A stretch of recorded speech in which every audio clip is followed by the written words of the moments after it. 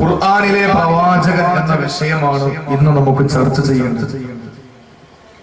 ഖുർആനിലെ പ്രവാചകൻ എന്ന വിഷയം പ്രവാചക പ്രേമികളായ അള്ളാഹുവിന്റെ പ്രിയപ്പെട്ട പ്രവാചകനെ മറ്റെല്ലാറ്റിനെക്കാളും, സർവസ്വത്തെക്കാളും, ഭാര്യ മക്കളെക്കാളും, സമ്പത്തിനെക്കാളും, മാതാപിതാക്കളെക്കാളും, എല്ലാറ്റിനെക്കാളും സ്നേഹിക്കുന്ന, പ്രവാചകനോടുള്ള അനുരാഗത്തിന്റെ അദമ്യമായ ഒരുപാട് മോഹകൊട്ടാരങ്ങൾ തീർത്തുകൊണ്ട് പരിശുദ്ധമായ റൗളാ ശരീഫിലേക്ക് പോകാനുള്ള ആഗ്രഹത്തോടെ, അഭിലാഷത്തോടെ ആ പ്രവാചകന്റെ കരം പിടിച്ച നാൾ അനുഗ്രഹപൂരിതമായ സുഖലോലുപ സ്വർഗത്തിൽ ചുറ്റിക്കറങ്ങാനുള്ള ആഗ്രഹത്തോടെ കഴിയുന്ന പ്രവാചക പ്രേമികളായ എന്റെ പ്രിയപ്പെട്ട സഹോദരങ്ങളുടെ മുമ്പിൽ ഖുർആനിലെ പ്രവാചകൻ എന്ന വിഷയം ചർച്ച ചെയ്യുമ്പോൾ എന്തുകൊണ്ടാണ് അങ്ങനെ ഒരു തലക്കെട്ട്?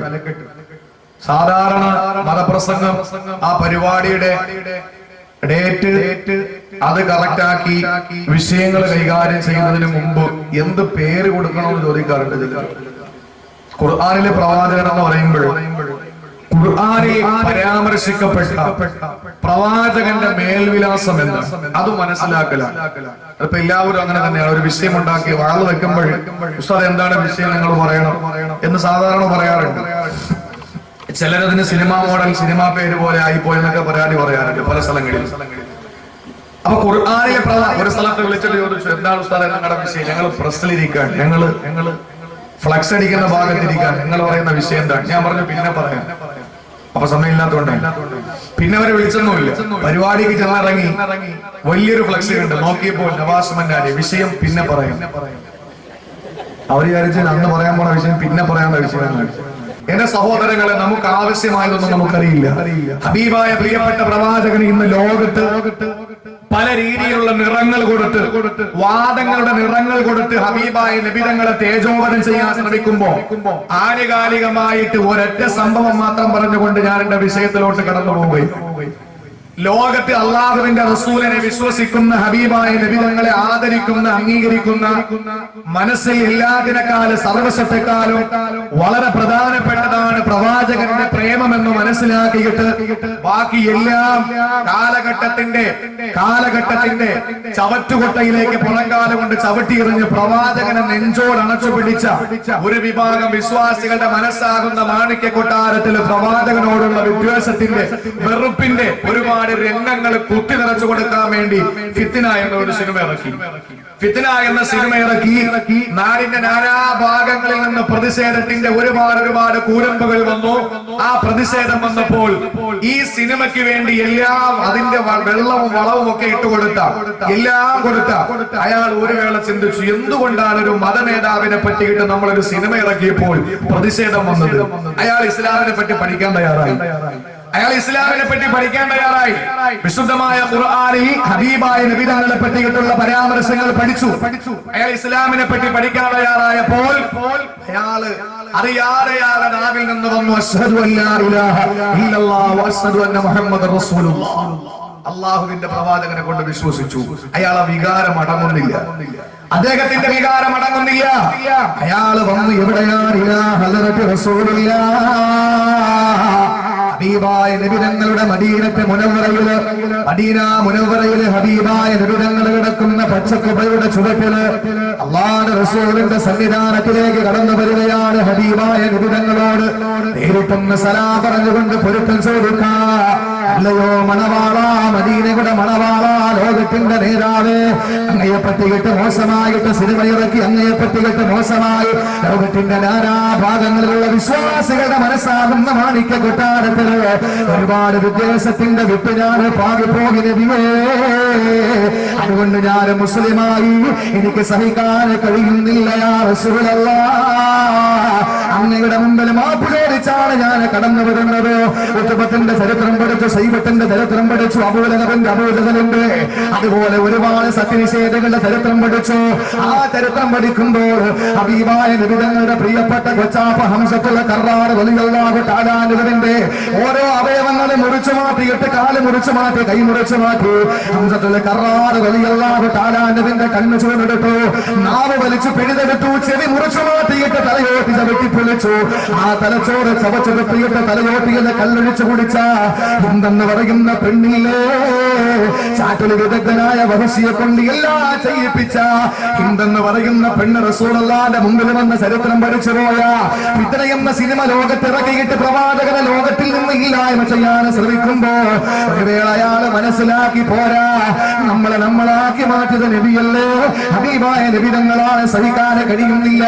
ഹിന്ദെന്ന് പറയുന്ന പെണ്ണ് റസൂലുള്ളാഹിന്റെ മുമ്പിൽ വന്ന് പർദ്ദയുടെ മുഖത്ത് കിടക്കുന്ന കടയിൽ കിടക്കുന്ന തട്ടമെന്ന് മാറ്റിയിട്ട് നബിയേ ഞാൻ ഹിന്ദാണ് എനിക്ക് മാപ്പുണ്ടോ എന്ന് ചോദിക്കുമ്പോൾ ഹബീബായ നബി തങ്ങൾ മാപ്പ് കൊടുത്തു. ഇസ്ലാമിന്റെ അനുയായിമായി മാറിയ ആ സംഭവം പഠിച്ചുകൊണ്ട് ഫിത്ന എന്ന് പറയുന്ന സിനിമയുടെ പ്രൊഡ്യൂസർ ഹബീബായ നബി തങ്ങളുടെ റിസാലത്തിന്റെ മദീനത്തെ മുനവ്വറയിലെ റൗള ശരീഫിന്റെ ചാരത്ത് വന്നില്ലേ എന്ന് റസൂലുള്ളാഹിന്റെ മുമ്പിൽ വന്ന് പറഞ്ഞില്ലേ, അസ്സലാത്തു വസ്സലാമു അലൈക യാ റസൂലല്ലാഹ് ഖുദ് ബിയദി ഖല്ലതു ഹീലതി ഖുദ് ബിയദി യാ റസൂലല്ലാഹ്. എന്നെ സ്വീകരിക്കൂ നബിയെ, ഞാൻ മാപ്പ് ചോദിച്ച അങ്ങയുടെ മുമ്പിൽ വന്നിരിക്കുകയാണ്. ഇതെന്നാണ്? ഇത് ഉമർ റളിയല്ലാഹുവിന്റെ കാലഘട്ടത്തിലല്ല, ഉസ്മാൻ ബിൻ അഫ്ഫാന്റെ കാലഘട്ടത്തിലല്ല. എന്റെ സഹോദരങ്ങളെ, ഏതാനും മാസങ്ങൾക്ക് മുമ്പ്, അതല്ലെങ്കിൽ ഒരു വർഷത്തിന് ഇപ്പോൾ സംഭവിച്ചൊരു കാര്യമാണ്. അള്ളാഹുവിന്റെ റസൂലിനെ ആര് പഠിക്കും? അത് അങ്ങനെ പഠിക്കണം. അന്തന്റെ അടുക്കൽ വന്നിട്ട് പറയാൻ, ഒരു അന്തൻ കണ്ണ് കണ്ടുവിടാത്ത ഒരാളുടെ അടുക്കൽ വന്നിട്ട് പറയാൻ, എടേ എന്റെ ഭാര്യ പ്രസവിച്ചു, കുട്ടി മരിച്ചുപോയി. എങ്ങനെയാണ് അതിന്റെ കുട്ടി മരിച്ചത്? അത് എന്റെ ഭാര്യയിൽ നിന്ന് മുലപ്പാല് കുടിച്ചുകൊണ്ടിരുന്നപ്പോ കുട്ടി മരിച്ചുപോയി. അന്തൻ ആദ്യമായിട്ട് നല്ലൊരു വശത്തിന് ഒരുത്തനെ കിട്ടി. അന്തൻ ചോദിച്ചൂടെ, എനിക്കൊരു സംശയമുണ്ട്, പാലെന്ന് പറഞ്ഞാൽ എന്താ? അന്തന് പാലെന്ന് എങ്ങനെ പറഞ്ഞു കൊടുക്കുക? ഈ പറഞ്ഞയാള് പറഞ്ഞു പാലെന്ന് പറഞ്ഞാൽ വെളുത്തിരിക്കും, അത്ര മനസ്സിലാക്കിയാൽ മതി. വെളുപ്പോ? അതെന്താ? അതെങ്ങനെ ഇരിക്കും? ഉടനെ അയാൾ അന്തനോട് പറഞ്ഞു കൊടുത്തു, വെളുപ്പെന്ന് പറഞ്ഞാൽ കൊക്കിനെ പോലെ വെളുത്തിരിക്കും. കൊക്ക്. അപ്പോഴന്ന് ചോദിച്ചു, കൊക്കെന്ന് പറഞ്ഞാൽ എങ്ങനെ ഇരിക്കും? അപ്പൊ അറിയാം, ഇനി അങ്ങോട്ട് മറുപടി കൊടുത്താൽ ഒരുപാട് ഉപചോദ്യങ്ങൾ ഇങ്ങോട്ട് ഉണ്ടാവും. അതുകൊണ്ട് ഈ പറഞ്ഞയാള് കൊക്കിന്റെ ആകൃതിയിൽ കൈ വെച്ചിട്ട് അന്തന്റെ കൈ പിടിച്ച് ഇങ്ങനെ തടകി കൊടുത്തു. എന്നിട്ട് പറഞ്ഞു, ഇതാണ് കൊക്ക്. അന്തൻ ചോദിച്ച ചോദ്യം എന്തെന്നറിയോ? ഇങ്ങനെ തടകിയിട്ട് ചോദിക്കാണ്, ഇതിലുള്ള പാല് കുടിച്ചാ പിന്നെ ഏത് കുഞ്ഞാൻ മരിച്ചു പോകാത്തത്? ഇതിലുള്ള പാല് കുടിച്ചാ പിന്നെ ഏത് കുട്ടിയാൻ മരിച്ചു പോകാത്തത്? ഇങ്ങനെ റസൂലുള്ളാഹിയെ പറ്റി പഠിച്ചാ പോരെ. ഖുർആൻ എടുക്കുക. ഖുർആനിൽ പ്രാരംഭ അധ്യായം സൂറത്തുൽ ഫാത്തിഹ. ആ ഫാത്തിഹ മാറ്റി വെച്ചാൽ അടുത്ത് തുടങ്ങുന്ന സൂറത്തിന്റെ പേര് അൽ ബഖറ. അലിഫ് ലാം മീം. സൂറത്തുൽ ബഖറ തുടങ്ങുമ്പോ എന്റെ സഹോദരങ്ങളെ, ബഖറ എന്ന് പറഞ്ഞാൽ മലയാളത്തിലർത്ഥം പശുവെന്നാണ്. പശു മൃഗത്തിന്റെ വിഭാഗത്തിൽ പെട്ടതാണ്, മൃഗമാണ്. 114-ാമത്തെ അധ്യായത്തിന്റെ പേരെന്തെന്നറിയോ? അവസാനമായി അല്ലാഹു തആല രേഖപ്പെടുത്തിയ അധ്യായത്തിന്റെ പേര് 114-ാമത്തെ അധ്യായത്തിന്റെ പേര് അന്നാസ് എന്നാണ്. അർത്ഥം എന്തെന്നറിയോ? മനുഷ്യൻ എന്നാണ്. അതേ, മൃഗതുല്യനായി ജീവിക്കുന്ന മനുഷ്യനായി മാറണോ? വിശുദ്ധ ഖുർആൻ പഠിക്കുക. ആ ഖുർആൻ മുറുകെ പഠിക്കുക. ഖുർആൻ നെഞ്ചോട് ചേർത്ത് വെച്ചാൽ ഇൻഷാ അല്ലാഹ് അവന് മനുഷ്യനായി മാറാൻ കഴിയുന്നു. പശുവിൽ തുടങ്ങിയിട്ട് മൃഗത്തിൽ തുടങ്ങിയിട്ട് മനുഷ്യനിൽ അവസാനിക്കുന്ന 114 അധ്യായങ്ങൾ ലോകത്തോട് വിളിച്ചു പറയുന്നതെന്താ? മൃഗതുല്യനായി ജീവിക്കുന്ന മനുഷ്യ. ഇന്ന് മൃഗതുല്യനായിട്ടല്ലേ മനുഷ്യന് ജീവിക്കുന്നത്? 9 മാസം മാത്രം പ്രായമുള്ള ചോരക്കുന്നിനെ പോലും വെറുതെ വിടുന്നില്ലല്ലോ. 9 മാസം മാത്രം പ്രായമുള്ള ഗർഭാശയത്തിന്റെ നിലവ് വിട്ടുമാറാത്ത, ചോരകളെ നിറം വിട്ടുമാറാത്ത പൈതങ്ങളെ പോലും വെറുതെ വിടാത്ത കാലമല്ലേ? സ്വന്തം മാതാവിനെ വ്യഭിചരിക്കുന്ന മക്കളുടെ കാലമല്ലോ? സ്വന്തം പുത്രിയെ വ്യഭിചരിക്കുന്ന പിതാക്കന്മാരുടെ കാലമല്ലോ? കൂടപ്പിറപ്പിന്റെ കൂടെ കിടത്തിയിട്ട് പോകാൻ കഴിയാത്ത, സഹോദരനെ കൂടെ സഹോദരിയുടെ കൂടെ കിടത്തി ഉറക്കിയിട്ട് പോകാൻ കഴിയാത്ത കാലമാണ്. എന്റെ സഹോദരങ്ങളെ, സമ്പത്തിന് വേണ്ടിയിട്ട്, അധികാരത്തിന് വേണ്ടിയിട്ട്, എല്ലാത്തിനും വേണ്ടിയിട്ട് കൂടപ്പിറപ്പിന് കൊന്നുകളയാറ് യാതൊരു മടിയും കാണിക്കാത്ത ഈ ലോകത്ത് എന്റെ സഹോദരങ്ങളെ, മനുഷ്യനായി ജീവിക്കണോ? വിശുദ്ധമായ ഖുർആനിലേക്ക് മടങ്ങുക. ആ ഖുർആനിൽ പ്രവാചകൻ ആരാണെന്ന് പഠിപ്പിക്കാൻ. അള്ളാഹുവിന്റെ വിശുദ്ധമായ ഖുർആനിൽ പ്രവാചകൻ ആരാണെന്ന് പഠിപ്പിക്കാൻ. ആ പഠനം എന്റെ പ്രിയപ്പെട്ട സഹോദരങ്ങളെ നമുക്ക് സമ്മാനിക്കുന്നത് അള്ളാഹിന്റെ പ്രിയപ്പെട്ട പ്രവാചകൻ. ഒരു ആയത്ത് മാത്രം ഞാൻ വിശദീകരിക്കാം. 5 വിശേഷണങ്ങൾ, 4 വിശേഷണങ്ങൾ അള്ളാഹുവിന്റെ റസൂലിനെ പറ്റിയിട്ട് വിശുദ്ധ ഖുർആൻ നൽകുന്നു. 4 വിശേഷണം. 5-മതായിട്ട് ഒന്ന് അല്ലാഹു തആല പറഞ്ഞ സീൽ വെക്കുക. ഈ 5 കാര്യങ്ങൾ പറഞ്ഞ് ഇൻഷാ അല്ലാഹ് നമുക്ക് ദുആ ചെയ്ത് പിരിയാം. അള്ളാഹുവിന്റെ പ്രിയപ്പെട്ട പ്രവാചകൻ ആരാണ് എന്ന് ഖുർആൻ പഠിപ്പിക്കാൻ നമ്മൾ ഒരുപാട് കേട്ടിട്ടുണ്ട്. വിശുദ്ധ ഖുർആൻ എടുത്ത് പരിശോധിച്ച് നോക്കിയാൽ പ്രവാചകനാണ്. എത്ര ആദരിച്ച പ്രവാചകനാണ് എന്റെ സഹോദരങ്ങളെ. നമ്മൾ ഒത്തിരി കേട്ടുള്ള കാര്യമായി പറയുന്നത്. അല്ലാഹു തആല 136 പ്രാവശ്യം ഖുർആനിൽ മൂസാ നബിയുടെ പേര് പറഞ്ഞു. മൂസാ നബിയുടെ പേര് പറഞ്ഞു. എത്രയോ സ്ഥലങ്ങളിൽ യാ മൂസ എന്ന് വിളിച്ചിട്ടുണ്ട്, യാ ദാവൂദ് എന്ന് വിളിച്ചിട്ടുണ്ട്, യാ ആദം എന്ന് വിളിച്ചിട്ടുണ്ട്. എവിടെയെങ്കിലും യാ മുഹമ്മദ് എന്ന് വിളിച്ചിട്ടുണ്ടോ? ഇല്ല, വിളിക്കില്ല. അല്ലാഹു പോലും ആദരിച്ചു പ്രവാചകനെ. അല്ലാഹു പോലും ആദരിച്ചു. ആകെ 4 ഭാഗത്താണ് മുഹമ്മദ് എന്ന് പറയുന്ന വാക്ക് വിശുദ്ധ ഖുർആനിലുള്ളത്. പക്ഷേ യാ മുഹമ്മദ്, മുഹമ്മദ് എന്ന് വിളിച്ചിട്ടില്ല. ഇന്ന് ചില പരിഭാഷകൾ എടുത്ത് നോക്ക്, ആ പരിഭാഷകൾ എഴുതിയിരിക്കും അല്ലെങ്കിൽ യാ അയ്യുഹൻ നബിയു എന്ന് പറയുന്ന സ്ഥലത്ത് നബിയെ നിന്നോട് ചോദിച്ചാൽ, നമ്മുടെ മൂത്താപ്പായ നബി, നിന്നോട് ചോദിച്ചാൽ എത്ര അനാദരവിന്റെ വാക്കുകളാണ് നമ്മൾ വായിക്കുകയും എഴുതുകയും ചെയ്യുക. എന്റെ പ്രിയപ്പെട്ട സഹോദരങ്ങളെ, അല്ലാഹു പോലും ആദരിച്ചു. അല്ലാഹു പോലും ആദരിച്ചു. ഹബീബായ നബിതങ്ങളെ അല്ലാഹു തആല ആദരിച്ചെങ്കിൽ ആ വിശുദ്ധ ഖുർആനിൽ അല്ലാഹുവിന്റെ റസൂലിനെ പറ്റിയിട്ട് പരാമർശിച്ച ഒരേ ഒരു ആയത്ത് മാത്രമാണ് ഇന്ന് ചർച്ച ചെയ്യുക. എന്റെ സഹോദരങ്ങളെ, പ്രവാചകനെ ഖുർആന് പരിചയപ്പെടുത്തിയത് പ്രവാസനം അറിയുന്നവര് പ്രവാസനം നടത്തിയാൽ എത്രയോ വർഷങ്ങളോളം പ്രസംഗിച്ചാലും തീരില്ലല്ലോ. അല്ലാഹുവിന്റെ റസൂലിനെ പറ്റിയിട്ട് വിശുദ്ധമായ ഖുർആനിലെ പരാമർശം എന്തെന്നറിയോ? ലഖദ് ജാഅകും റസൂലുൻ മിൻ അൻഫുസികും അസീസുൻ അലൈഹി മാ അനിതും ഹരീസുൻ അലൈക്കും ബിൽ മുഅ്മിനീന റഊഫുർ റഹീം. അല്ലാഹുവിന്റെ വിശുദ്ധമായ ഖുർആനില് ആദ്യമായിട്ട് പ്രവാചകനെ പറ്റി പറയുന്ന വാക്കെന്തെന്നറിയോ? അല്ലാഹുവിന്റെ വിശുദ്ധമായ ഖുർആന് പറയുന്നു, ലഖദ് ജാഅകും റസൂലുൻ മിൻ അൻഫുസികും, ലഖദ് ജാഅകും റസൂലുൻ മിൻ അൻഫുസികും. ഒന്നാമതായ വിശുദ്ധ ഖുർആൻ നബിതങ്ങളെ പരിചയപ്പെടുത്തുകയാണ്. ഖുർആനിലെ പ്രവാചകൻ എന്നുള്ള വിഷയം ഞാൻ ആരംഭിക്കുകയാണ്. സഹോദരങ്ങളെ, ഖുർആൻ ഒന്നാമതായിട്ട് പ്രവാചകനെ പരിചയപ്പെടുത്തുന്നത് ലഖദ്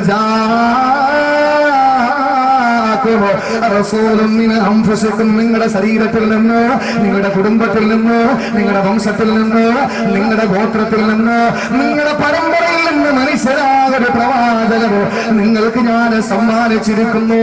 വിശുദ്ധമായ ഖുർആനിലെ പുരാതന കാലത്തെ പ്രാകൃതന്റെ പുരോഗമന കാലത്തെ പരിഷ്കൃതന്റെ മനോമകരത്തില് പരിവർത്തനത്തിന്റെ പടപ്പാട്ട് പാടിയ വിശുദ്ധ ഖുർആൻ, അല്ലാഹുവിന്റെ വിശുദ്ധമായ ഖുർആൻ ആദ്യമായിട്ട് പറഞ്ഞിരുന്നെന്നറിയോ? നിങ്ങളിൽപ്പെട്ട ഒരു പ്രവാചകനാണ്. നിങ്ങളിൽപ്പെട്ട പ്രവാചകൻ എന്ന് പറഞ്ഞാൽ എന്നെ പോലത്തെ പ്രവാചകനല്ല. എന്റെ ശബ്ദം ശ്രമിക്കാൻ തോളുവര് ഒരുമിച്ച് എഴുതിയിട്ടുള്ള മുസ്ലിം ചെറുപ്പക്കാരാ, നിന്നെ പോലൊരു പ്രവാചകനല്ല. പക്ഷേ പടച്ചതമ്പുരാന് പറഞ്ഞിരുന്ന നിങ്ങളിൽപ്പെട്ട ഒരു പ്രവാചകനെ നിങ്ങൾക്ക് വേണ്ടി ഞാൻ തന്നിരിക്കുകയാ. നിങ്ങളിൽപ്പെട്ട പ്രവാചകൻ എന്ന് പറഞ്ഞാൽ നമ്മളെ പോലെ ഭക്ഷണം കഴിക്കുന്നുവെന്ന, നമ്മളെ പോലെ വെള്ളം കുടിക്കുന്നുവെന്ന, നമ്മളെ പോലെ നടക്കുന്നുവെന്ന, ഇരിക്കുന്നുവെന്ന, ചലിക്കുന്നുവെന്ന, പക്ഷേ നമ്മളെ പോലത്തെ മനുഷ്യനല്ലല്ലോ. നമ്മളത്തെ പോലെ മനുഷ്യനാണോ പ്രവാചകന്? ആരാ പറഞ്ഞതെന്റെ സഹോദരങ്ങള്? ആർക്കാ സംശയമുള്ളത്? ഒരിക്കലും അല്ലാഹുവിന്റെ പ്രവാചകന് എന്നെ പോലെയല്ല, നിങ്ങളെ പോലെയല്ലല്ലോ. സഹാബത്ത് പോലെ നമ്മളെ പോലെയല്ല. പിന്നെയല്ലേ പ്രവാചകന്റെ കാര്യം? ഈ പ്രവാചകൻ എവിടെ എത്തിയ പ്രവാചകനാണ്?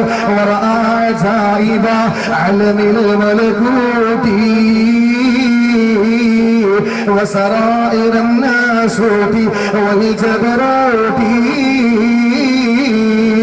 ഈ പ്രവാചകന് അല്ലാഹുവിന്റെ അർശ് കണ്ട പ്രവാചകനാണ്, കുർസി കണ്ട പ്രവാചകനാ, ലൗഹ് കണ്ട പ്രവാചകനാണ്, കലമ കണ്ട പ്രവാചകനാണ്, സപ്തവാനങ്ങളും താണ്ടിയിട്ട് പടച്ചോര സന്നിധാനത്തിലെത്തിയ പ്രവാചകനാണ്. ഓ പ്രവാചകൻ, നിങ്ങളിൽപ്പെട്ട പ്രവാചകൻ എന്ന് പറഞ്ഞാൽ സഹാബത്ത് പറയട്ടെ, അതിന്റെ വിശദീകരണം സഹാബത്ത് തന്നെ പറയട്ടെ. അല്ലാഹുവിന്റെ റസൂൽ നമ്മളിൽപ്പെട്ടയാളെന്ന് പറഞ്ഞാൽ എന്റെ സഹോദരങ്ങളെ, നമ്മളെ പോലെയാളല്ല. പക്ഷേ നബിതങ്ങളെ പറ്റിയിട്ട് ഖുർആൻ അങ്ങനെ പറഞ്ഞത് എന്തെന്നറിയോ? പ്രവാചകന്റെ ഭാര്യമാരെ പറ്റി നമുക്കറിയാം, പ്രവാചകന്റെ കുടുംബത്തെ പറ്റി നമുക്കറിയാം, മക്കളെ പറ്റി നമുക്കറിയാം. പ്രവാചകൻ എന്നാ ജനിച്ചതറിയാം, എന്നാ വഫാത്തായതറിയാം, എവിടെയാണ് പൂജാതരായതറിയാം, എവിടെയാ അടക്കം ചെയ്യപ്പെട്ടിട്ടുള്ളത് നമുക്കറിയാം. എല്ലാം നമുക്ക് അല്ലാഹുവിന്റെ റസൂലിനെ പറ്റിയിട്ട് A to Z നമുക്കറിയാം. അങ്ങനെ ഒരു പ്രവാചകനാണ്. നമ്മൾ ഒരുപാട് രാഷ്ട്രീയ പാർട്ടിയിൽ പ്രവർത്തിക്കുന്നവരാണ്, വ്യത്യസ്തമായ രാഷ്ട്രീയ പാർട്ടിയിൽ പ്രവർത്തിക്കുന്നവരാണ്. സംഘടനകളിൽ നമ്മൾ ഒരുപാട് ആർക്ക് ഏതിലും പ്രവർത്തിക്കാനുള്ള അവസരമുണ്ട്, അവകാശമുണ്ട്. ആർക്കെങ്കിലും അവരുടെ രാഷ്ട്രീയ നേതാവ് എത്ര കല്യാണം കഴിച്ചിട്ടെന്ന് പറയാൻ പറ്റുമോ?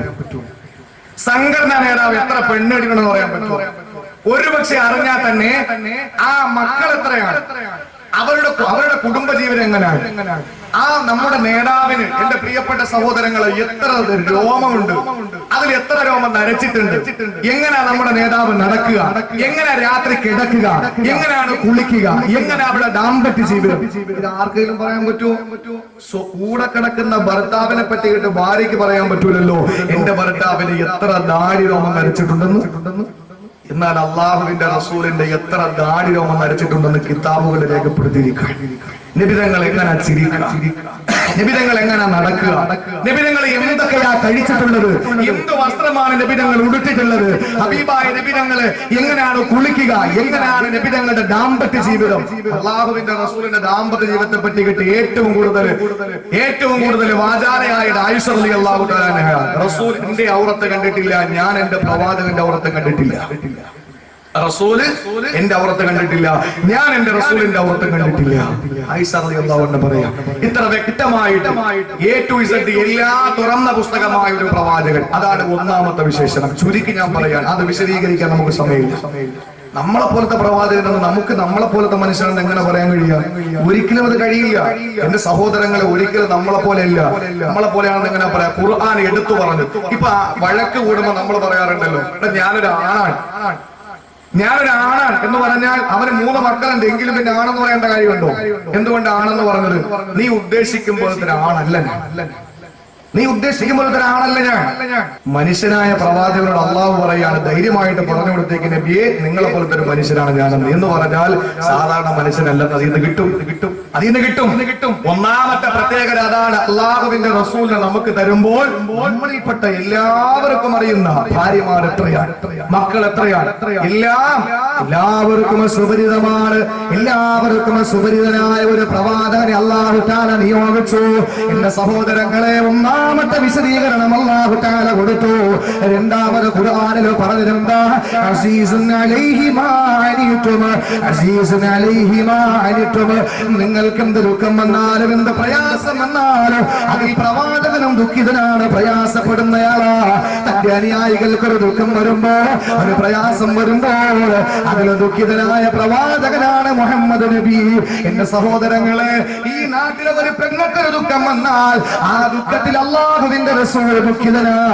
നമുക്കൊരു പ്രശ്നം വന്നാൽ, പ്രയാസം വന്നാൽ അതിൽ ഹബീബായ നബി തങ്ങൾ വല്ലാതെ ദുഃഖിതനല്ലേ.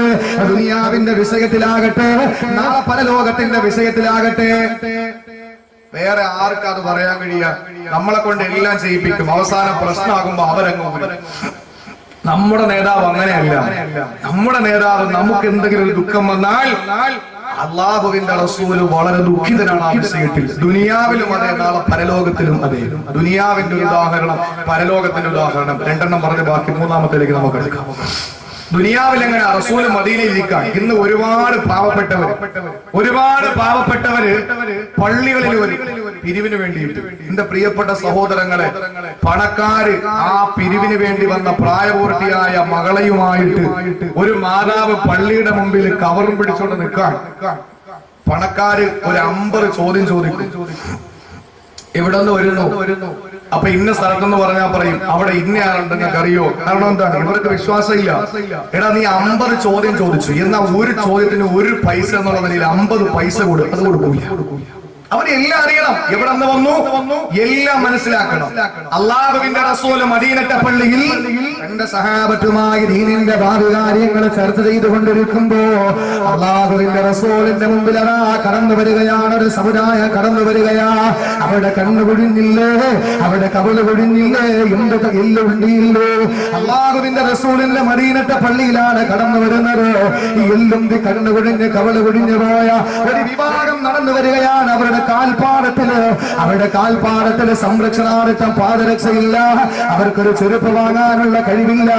അവരാണെങ്കിലോ ഒരു മുണ്ടെടുത്തിട്ട് അടുത്ത മുണ്ട് ശരീരത്തിലൂടെ മൂടി പുതച്ചിരിക്കുകയാണ്. നല്ലൊരു ഖമീസ് ജുബ്ബയില്ലാത്ത ഒരു വിഭാഗം റസൂലുള്ളാഹിന്റെ മദീനത്തെ പള്ളിയിൽ കടന്നു വരികയാണ്. അവരാരെന്നറിയോ? മുഗർ ഗോത്രക്കാരാണ്. റസൂലുള്ളാഹിന്റെ മുമ്പിൽ ഓടി വരികയാണ്. മദീനത്തെ പള്ളിയിലെ സഹാബത്തുമായ റസൂൽ ദീനിന്റെ ഭാവി കാര്യങ്ങളെ പറ്റി ചർച്ച ചെയ്തു കണ്ടുകൊണ്ടിരിക്കുമ്പോൾ റസൂലുള്ളാഹിന്റെ മുമ്പിൽ കടന്നു വരികയാണ്. മുദർ ഗോത്രത്തിൽപ്പെട്ട ഒരു വിഭാഗം കടന്നു വരികയാണ്. ആ സന്ദർഭത്തിൽ അല്ലാഹുവിന്റെ റസൂലിന്റെ കണ്ണ് നിറഞ്ഞുപോയി, ഹബീബായ നബി തങ്ങളുടെ കണ്ണ് നിറഞ്ഞുപോയി. ഇന്ന് പാവപ്പെട്ടവരെ നമ്മുടെ വീട്ടിന്റെ മുമ്പിൽ വന്ന് കൈനീട്ടി യാചിക്കുമ്പോ ഏത് പണക്കാരനാണോ നിറയുന്നതോ, ഏത് പണക്കാരനാ ദുഃഖം സഹിക്കാൻ കഴിയാറ്, അവന്റെ ദുഃഖം അണപൊട്ടിയെടുക്കുന്നത് ഏത് സമ്പന്നനാ. ആ സമ്പന്നരെ പരിഗണിക്കൂലല്ലോ, ഒരു പാവപ്പെട്ടവനെ സമ്പന്നനെ പരിഗണിക്കാറില്ലല്ലോ. എന്നാൽ റസൂലുള്ള കണ്ട നിമിഷത്തിലോ തന്റെ അനുയായികൾക്ക് ഈ ദുഃഖം വന്നല്ലോ, പ്രയാസം വന്നല്ലോ. ഹബീബായ നബി തങ്ങളുടെ കണ്ണ് നിറഞ്ഞ് കവിയുകയാണ്, ഒഴുകുകയാണ്. ഹബീബായ നബി തങ്ങളുടനെ ബിലാൽ മുഅദ്ദിൻ റളിയല്ലാഹു അൻഹുവിനോട് പറയുകയാണ്, ബിലാൽ അരിഹിനാ ബിലാൽ, ബിലാലെ ബാങ്ക് കൊടുക്ക്, ബിലാലെ ബാങ്ക് കൊടുക്ക്, ബിലാൽ. ബിലാൽ മുഅദ്ദിൻ റളിയല്ലാഹു തആല ബാങ്ക് കൊടുത്തു, ഉടൻ തന്നെ ഇഖാമത്ത് കൊടുത്തു. ഹബീബായ നബി തങ്ങളാ ബാങ്ക് കൊടുത്തു, ഇഖാമത്ത് കൊടുത്തു. അല്ലാഹുവിന്റെ പ്രിയപ്പെട്ട പ്രവാചകൻ നമസ്കാരത്തിന് നേതൃത്വം കൊടുത്തു. മദീനത്തെ പള്ളിയിലെ സംഭവമാ പറയുന്നത്. ഏത് മദീനയാണ്? സൗരഭ്യം റഹുല്ലാ ചെറിയേട്ടേ സായുജ്യമോ നിറയേട്ടേ. ഹബീബായ നബി തങ്ങളുടെ മദീന മുനവ്വറയില്, ആ മദീനത്തെ പള്ളിയുടെ ഉള്ളറകളിൽ റസൂലുള്ളാഹി ദീനിന്റെ സംസ്ഥാപനത്തിന്റെ ഭാവി കാര്യങ്ങളെ പറ്റി ചർച്ച ചെയ്തുകൊണ്ടിരിക്കുമ്പോൾ കടന്നു വന്ന പ്രിയപ്പെട്ട അനുയായികളുടെ ദുഃഖം കണ്ടപ്പോൾ അതുവരെയും പട്ടിണി കിടന്നവരാ, അവസാന പട്ടിണി കിടന്നവരാണ്. അതുവരെയും അവര് ഭക്ഷണം കഴിക്കാത്തവരാണ്, ഒരു തുണിക്ക് മറുതുണിയില്ലാത്തവരാണ്, ചികിത്സിക്കാൻ ഗതിയില്ലാത്തവരാണ്. പട്ടിണി പാവങ്ങളെ റസൂലുള്ളാഹിന്റെ മുമ്പിൽ വന്നപ്പോ ഉടൻ തന്നെ റസൂലുള്ള ബാങ്ക് കൊടുക്കാൻ പറഞ്ഞ് നമസ്കാരത്തിന് നേതൃത്വം കൊടുത്തു. സലാം വീട്ടി ഉടനെ റസൂല് മിമ്പറിൽ കയറുകയാ. അല്ലാഹുവിന്റെ റസൂല് മിമ്പറിൽ കയറിയിട്ട് ഒരു ഉജ്ജ്വല പ്രഭാഷണം എന്ന് കാഴ്ചവെച്ചു. അല്ലാഹുവിന്റെ റസൂല് പറയുകയാ, ആരായി പാവങ്ങളെ സഹായിക്കാനുള്ളത്? നിങ്ങളെ പോലെ ഭക്ഷണം കഴിച്ചവരില്ല, നിങ്ങളെ പോലെ വസ്ത്രം ധരിച്ചവരില്ല. ഇവര് പട്ടിണി പാവങ്ങളാണ്, വിഷം പൊട്ടിയ വയറുമായി വന്നവരാ. നിങ്ങളെ സഹായിക്കുമോ? സഹായിക്കുമോ? നാളെ നിങ്ങളുടെ ഗതി എന്താണ് പറയാൻ കഴിയില്ലല്ലോ. അതുകൊണ്ട് സഹായിക്കും മക്കള്. അല്ലാഹുവിന്റെ റസൂൽ മിമ്പറിൽ കയറി ഒന്ന് പ്രസംഗിക്കുമ്പോ ജരീർ ബിൻ അബ്ദുള്ള എന്ന സഹാബിയാണ് ഈ ഹദീസ് റിപ്പോർട്ട് ചെയ്യുന്നത്. എന്റെ സഹോദരങ്ങളെ, ഇമാം മുസ്ലിം റഹിമഹുല്ലാഹ് തന്റെ സ്വഹീഹ് മുസ്ലിമിൽ രേഖപ്പെടുത്തിയ ഹദീസാണ്. ഇന്നേതെങ്കിലും പാവപ്പെട്ടവരെ പള്ളിയിൽ വന്ന് യാചിച്ചാൽ, പള്ളിക്ക് ഉള്ളിൽ വന്ന് യാചിക്കുമ്പോൾ പാടില്ലെന്ന് പറയുന്നവര് എങ്ങനാ നമുക്ക് നിഷേധിക്കാൻ കഴിയുക? ഏത് പള്ളിയിലാ? മദീനത്തെ പള്ളികളില് പട്ടിണി പാപത്തിന്റെ വിശപ്പ് മാറ്റാൻ റസൂലുള്ള പ്രസംഗിച്ചത്. മദീനത്തെ പള്ളിയിൽ അല്ലാഹുവിന്റെ റസൂൽ പ്രസംഗിച്ചു. ഹബീബായ നബി തങ്ങൾ പറഞ്ഞു, ആരായി പാവങ്ങളെ സഹായിക്കുക? നിങ്ങൾ ഭക്ഷണം കഴിച്ചവരല്ലേ, ഇവര് ഭക്ഷണം കഴിച്ചിട്ടില്ല. നിങ്ങൾ സന്തോഷത്തോടെ കുടുംബത്തോടെ യാത്ര പറഞ്ഞു വന്നവരല്ലേ. ഇവരുടെ കുടുംബത്തിൽ നിന്ന് പുറത്തിറങ്ങുമ്പോൾ പൊന്നുമക്കൾ കരയുകയാണ്, നിലവിളിക്കുകയാണ്.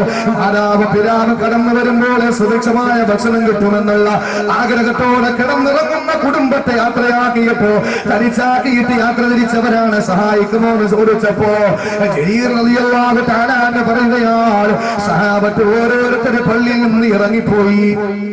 പള്ളിയിൽ നിന്ന് എല്ലാവരും ഇറങ്ങിപ്പോയി. നമ്മൾ പിരിവ് ചോദിക്കുമ്പോ ഇറങ്ങിപ്പോകുന്നത് പോലെയല്ല. നമ്മൾ ഇറങ്ങിപ്പോയാ പിന്നെ വരുന്നത് അടുത്ത വക്കത്തിനാണ്. പിരിവുകാരൻ അടുത്ത വക്കത്തിനുണ്ടെന്നറിഞ്ഞാൽ പിന്നെ ആ വക്കത്തിന് നമ്മൾ പള്ളിയിൽ വരില്ല. അല്ലാഹുവിന്റെ റസൂലിന്റെ മദീനത്തെ പള്ളിയിൽ നിന്ന് പണക്കാരായ സഹാബത്ത് ഇറങ്ങിപ്പോകുകയാ. പണക്കാരെന്ന് പറഞ്ഞാൽ അംബാനിയെ പോലെയല്ല. പണക്കാരെന്ന് പറഞ്ഞാൽ അന്ന് ഭക്ഷണം കഴിച്ചവർ അവിടത്തെ പണക്കാരാ. അന്ന് ഭക്ഷണം കഴിച്ചവരാ സമൂഹത്തിലെ പണക്കാരാ. അല്ലാഹുവിന്റെ റസൂലിന്റെ മദീനത്തെ പള്ളിയിൽ നിന്ന് ഇറങ്ങിപ്പോയി. നിമിഷങ്ങൾ കഴിഞ്ഞപ്പോ, നിമിഷങ്ങൾ മിനിറ്റുകളായപ്പോ അതാ കടന്നു വരികയാണ്, സഹാബത്ത് കടന്നു വരികയാ. അല്ലാഹുവിന്റെ റസൂല് പള്ളിയിൽ ആ സഹാബത്തിന്റെ കൂടെ ഇരിക്കുമ്പോൾ ജരീർ റളിയല്ലാഹു അൻഹു പറയുന്ന സഹാബത്ത് കടന്നു വരികയാ. ഒരു സഹാബി കടന്നു വന്ന് നോക്കുമ്പോൾ ആ സഹാബിയുടെ കൈ നിറച്ച് ഭക്ഷണപാനീയങ്ങളാ. അടുത്ത സഹാബി വന്ന് നോക്കുമ്പോ ആ കൈ നിറച്ച് വസ്ത്രത്തിന്റെ കൂമ്പാരമാ. ഒരു സഹാബി വന്നു, ആ സഹാബിയുടെ കൈ നിറച്ച് പൊന്നിന്റെ ഒരുപാട് സ്വർണ്ണാഭരണങ്ങളുമായിട്ട് കടന്നു വരികയാ. ഞാൻ നോക്കുമ്പോൾ മദീന പള്ളിയുടെ ഉള്ളറകളിലേക്ക് ഞാനൊന്ന് നോക്കുമ്പോൾ ഭക്ഷണത്തിന്റെ ഒരു കൂമ്പാരം കണ്ടു. ഒരു സ്ഥലത്ത് വസ്ത്രത്തിന്റെ കൂമ്പാരം കണ്ടു, മറ്റൊരു ഭാഗത്ത് സ്വർണ്ണാഭരണത്തിന്റെ കൂമ്പാരങ്ങൾ കണ്ടു. അള്ളാഹുവിന്റെ റസൂല് മുളറോത്രത്തിൽപ്പെട്ട പട്ടിണി പാവങ്ങൾക്ക് വീതിച്ചു കൊടുത്തു. അവര് സന്തോഷത്തോടെ മടങ്ങിപ്പോയി. ഇത് തന്റെ സഹാബത്തിന്, തന്റെ അനുചരന്മാർക്ക്, തന്റെ കുടുംബത്തിന് ഒരു വേദന വന്നപ്പോ റസൂലുള്ളാഹിനെ സഹിക്കാൻ കഴിഞ്ഞില്ല. അനുയായികൾക്കൊരു വേദന വരുമ്പോ നേതാക്കന്മാർ ഒളിഞ്ഞിരിക്കുന്നവരല്ലോ നേതാവ് പുറത്തു വന്ന് അള്ളാഹുവിന്റെ പ്രിയപ്പെട്ട പ്രവാചകന് സഹാബത്തിനോട് ശബ്ദിച്ച് ഉജ്ജ്വലമായ പ്രഭാഷണം കാഴ്ചവെച്ചു. സാമ്പത്തികമായ സമാഹരണം നടത്തിക്കൊടുത്തു അല്ലാഹുവിന്റെ റസൂൽ. ഇല്ലേ, ഇന്ന് എത്രയോ സ്ഥലങ്ങളിലാണ് എന്റെ പ്രിയപ്പെട്ടവരെ പാവപ്പെട്ട സഹോദരങ്ങൾ നമ്മുടെ നാട്ടില് നമ്മൾ പറയുമല്ലോ, ഈ അടുത്ത് തിരുവനന്തപുരം, നമ്മുടെ ഈ ജില്ലയിൽ, തിരുവനന്തപുരം ജില്ല എന്ന് പറഞ്ഞാൽ നമ്മുടെ ജില്ല, ഈ ജില്ലയിൽ എന്റെ സഹോദരങ്ങളെ വർക്കല എന്ന് പറയുന്ന ഒരു പ്രദേശം, ആ പ്രദേശത്ത് ഒരു പാവപ്പെട്ട സഹോദരി, രണ്ട് മക്കളും ആ സഹോദരിയും, അവരുടെ പ്രിയപ്പെട്ട പിതാവ് വിദേശ രാജ്യത്ത് നിന്നു. ഒരുപാട് പ്രശ്നങ്ങൾ, 5-8 വർഷം നിന്നു. അദ്ദേഹത്തിന് ആകെയുള്ള സമ്പാദ്യം 2.5 ലക്ഷം രൂപ. 2.5 ലക്ഷം രൂപ മനസ്സിലാക്കണം. 2.5 ലക്ഷം രൂപ അദ്ദേഹം സ്വരൂപിച്ചു. ആ പൈസയുമായിട്ട് നാട്ടിലെത്താൻ അയാൾക്ക് അല്പം മാർഗതടസ്സങ്ങളുണ്ട്. അപ്പൊ നമ്മുടെ സമുദായത്തിൽപ്പെട്ട ഒരു പേരുള്ള ഒരു ചെറുപ്പക്കാരനെ കണ്ടു. അവന്റെ ജോലി എന്ന് പറഞ്ഞാൽ ബുദ്ധിമുട്ടിരിക്കുന്നവരെ ഉടായിപ്പ് വേളയിൽ ഇങ്ങോട്ട് കടത്തിവിടല അവന്റെ ജോലി. പാവപ്പെട്ടവൻ എന്നിട്ട് പറഞ്ഞു, എനിക്ക് എന്റെ മക്കളെ കാണണം. എന്റെ മൂത്ത മകന് 7 വയസ്സായി, ഇതുവരെ ചേലാകർമ്മം ചെയ്തിട്ടില്ല. എനിക്കത് പോയി ഒന്ന് കാണണം, എന്റെ മക്കളെ കാണണം, എന്നെ ഒന്ന് സഹായിക്കണം. അയാൾ പറഞ്ഞു, 2.5 ലക്ഷം രൂപ തന്നാൽ നിന്നെ ഒരു പുഷ്പം പോലെ തന്നെ എത്തിച്ചേക്കാം, കുഴപ്പമില്ല. 2.5 ലക്ഷം രൂപ 6 വർഷത്തെ 7 വർഷത്തെ തന്റെ സമ്പാദ്യം മുഴുവനും ആ മുസ്ലിം നാമധാരിയുടെ കയ്യിൽ കൊടുത്തു. എന്റെ പ്രിയപ്പെട്ടവരെ, നാളെ പോകാമെന്ന് പറഞ്ഞുകൊണ്ട് സന്തോഷത്തോടെ ആ പാവപ്പെട്ട സഹോദരൻ മധുര പലഹാരങ്ങൾ വാങ്ങി തന്റെ പ്രിയപ്പെട്ട പൊന്നുമക്കളെ കാണുമ്പോൾ അവർക്ക് കൊടുക്കാൻ ഉടുപ്പ് വാങ്ങി എല്ലാം വാങ്ങി പെട്ടികെട്ടിയിരുന്നു. നേരം വെളുത്തപ്പോൾ പൈസ വാങ്ങിയ ആളിനെ കാണാനില്ല.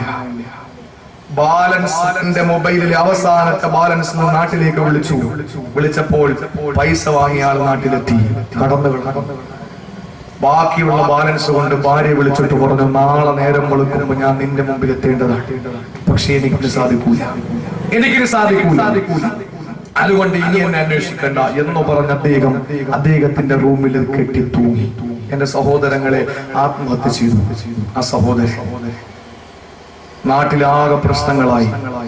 ഇന്നലെ ഞാൻ തൃശ്ശൂർ ജില്ലയിലെ ചാവക്കാട് പ്രസംഗിച്ച ഈ വിഷയം എന്റെ പ്രിയ, എന്തിനാ പറയുന്നത്? ഈ ആർക്കെങ്കിലും ഒരു മനസ്സ് തോന്നിയിട്ട് അവരെ ഒന്ന് സഹായിച്ചാൽ, ആ പാവപ്പെട്ട സഹോദരി മന്ദബുദ്ധിയായ അനുജത്തിയും അതുപോലെ മാനസിക രോഗിയായ പ്രിയപ്പെട്ട മാതാവുമൊട്ട ചെറ്റക്കൂരയിൽ ചോർന്നിരിക്കുന്ന ചെറ്റക്കൂര, അതായത് മഴ പെയ്ത് കഴിഞ്ഞാല് കാല് തറയൂന്നാൻ കഴിയാതെ, കാല് പൊക്കി വെച്ചല്ലാതെ ഇരിക്കാൻ കഴിയൂല, മുട്ടയോളം വെള്ളം പൊങ്ങിക്കിടക്കുന്ന, മഴ പെയ്താൽ പുറത്തിറങ്ങി നിൽക്കലാണ് അഭികാമ്യം. ആ ഒരു രീതിയിൽ ചെറ്റക്കൂരയിൽ പാവപ്പെട്ട സഹോദരി കിടക്കുകയാണ്. മന്ദബുദ്ധിയായ അനുജത്തിയും മാനസിക രോഗിയായ പ്രിയപ്പെട്ട മാതാവിനെ നോക്കുന്ന ആ സഹോദരിയ. ആകെയുള്ള വരുമാനം ഒരു പശുവാണ്. അങ്ങനെ ബന്ധുക്കൾ എല്ലാവരും കൂടിയിട്ട് പല സഹോദരങ്ങൾ കൂടിയിട്ട് ഒരു വീട് വെച്ചു കൊടുക്കാൻ തീരുമാനിച്ചു. അപ്പോഴെന്താ ഭർത്താവിന്റെ ബന്ധുക്കൾ പറഞ്ഞെന്നറിയോ? അവള് ചെറുപ്പക്കാരിയാണ്, ഒരു വീട് വെച്ചു കൊടുത്താൽ അവള് വേറെ കല്യാണം കഴിച്ചങ്ങ് പോകും, മക്കളെ ചിലപ്പോ കളയും, അതുകൊണ്ട് ഈ മക്കളുടെ പേരിൽ ഇട്ട് കൊടുത്താൽ മതി. എന്റെ പ്രിയപ്പെട്ട സഹോദരൻ ഒന്ന് ആലോചിച്ച് നോക്കി. ഇത് ഒറ്റപ്പെട്ട സംഭവം അല്ലല്ലോ, ഇത് ഒറ്റപ്പെട്ട സംഭവമല്ല. ഈ സമൂഹത്തില് പാവപ്പെട്ട ഏതാനും, ഈ കഴിഞ്ഞ പെരുന്നാളിന് ഏതാനും ഇസ്ലാമിക പ്രവർത്തകര് അവരവരുടെ ആ സഹോദരന്റെ വീട്ടിലൊന്ന് അന്വേഷിച്ചു. എന്റെ പ്രിയപ്പെട്ടവരെ, പെരുന്നാളിന്റെ സുന്ദരമായ ദിവസത്തില്, ഈദുൽ അദ്ഹയുടെ സുന്ദരമായ ദിവസത്തില് അയ്യാമുട്ട ശരീക്ക് എന്ന് പറഞ്ഞാൽ എന്റെ സഹോദരങ്ങൾ, ഈദുൽ അദ്ഹ കഴിഞ്ഞാൽ 3 ദിവസം അയ്യാമുട്ട ശരീക്കാണ്. അത് പേര് വരാൻ കാരണം കിട്ടിയ ഇറച്ചി അത് ഉണങ്ങാൻ വേണ്ടി വെക്കുക എന്ന അർത്ഥമാണുള്ളത്. എന്ന് പറഞ്ഞാൽ പെരുന്നാളിന് ഇറച്ചി വാങ്ങിയാലോ പെരുന്നാളാവോ? അത്രേ ഉള്ളൂ. ഇറച്ചി വാങ്ങണം പെരുന്നാളിന്, വലിയ പെരുന്നാളിന്. ഇല്ലെങ്കിൽ ഇങ്ങനെ പെരുന്നാളാവുക? ഉലഹി അറുത്താറല്ലേ, ബലിമൃഗം അറുത്താറല്ലേ? എന്റെ സഹോദരങ്ങളെ, മൃഗത്തെ ബലി കൊടുത്താലല്ലേ ഒരു പെരുന്നാളാവൂ? ആ സഹോദരിയുടെ വീട്ടിൽ ഒരു 1/2 ഗ്രാമിന്റെ ഇറച്ചി പോലും വാങ്ങാനുള്ള പൈസ ഇല്ല. അവസാനം കുറെ ചെറുപ്പക്കാർ കൂടി ഇറച്ചി വാങ്ങി കൊടുത്തു. അത്രത്തോളം ദുരിതം അനുഭവിക്കുന്ന നമ്മുടെ നാട്ടിൽ അല്ലാഹുവിന്റെ റസൂൽ പറഞ്ഞല്ലോ, ഏത് റസൂലാണ് മുനർഗോത്രമാകുന്ന മദീന പള്ളിയിൽ കടന്നു വന്ന സഹാബത്തിനെ പള്ളിക്കകത്ത് കളച്ചെടുത്ത് കൊടുത്ത മുത്തുനബിയേ, ആ പ്രവാചകന് ലോകാവസാനം വരുന്ന പട്ടിണി പാവങ്ങൾക്ക് സാന്ത്വനമേകാൻ അല്ലാഹുവിന്റെ റസൂൽ പറഞ്ഞ വാക്കെന്തെന്നറിയോ? അതാണ് എന്റെ സഹോദരങ്ങള്, അസീസുന് അലൈഹി മാ അനിത്തും ഒരു ദുഃഖം വന്നാ, അനുയായികൾക്കൊരു ദുഃഖം വന്നാൽ അതിൽ അതീവ ദുഃഖിതരാണ് പൊന്നാര നബിതങ്ങളോ. അതീവായ നബിതങ്ങൾ പറഞ്ഞല്ലോ, അല്ലാഹുവിന്റെ റസൂൽ പറയുന്ന മല്ല ഇർഹമില്ല ഇർഹമില്ല മല്ല ഇർഹമില്ല,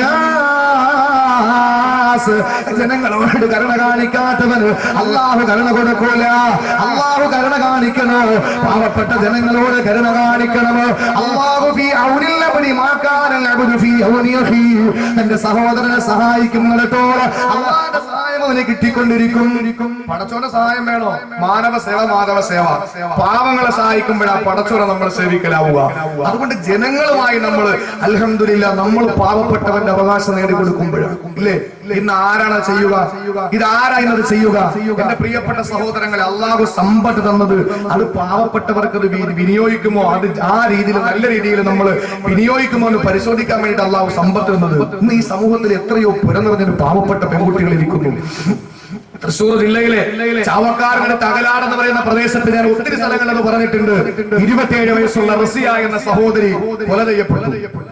എന്താ കാരണം? പാപ്പാടെയും ഉമ്മാടെയും മുമ്പിൽ ആ സഹോദരി എഴുന്നേറ്റ് നിൽക്കുമ്പോൾ, നേരം വെളുത്ത് എഴുന്നേൽക്കുമ്പോൾ വാപ്പായുമായി കരയുകയാണ്. മകളെ കണ്ടിട്ട് മധ്യ കേരളത്തിലാണെന്ന് ആലോചിക്കണം. 27 വയസ്സുള്ള അവിവാഹിതയായ, ഇന്നിപ്പോ 27 വയസ്സെന്ന് പറഞ്ഞാൽ നല്ല പ്രായത്തിൽ കെട്ടിച്ചു കൊടുത്താൽ പിന്നെ കല്യാണത്തിൽ ഒരു കുട്ടി ഉണ്ടായാൽ ഒരു 10 വയസ്സാകേണ്ട പ്രായം അല്ലെ? ഇന്ന് എവിടെയും ചർച്ച എന്താണ്? 16 വയസ്സിൽ പെണ്ണെട്ടിക്കുന്ന കാര്യം, 18 വയസ്സിൽ കെട്ടിക്കുന്ന കാര്യം ചർച്ച. അപ്പോഴും 35 വയസ്സുകാരി വീട്ടിലിരിക്കാൻ അത് ആർക്കും അറിയണ്ട.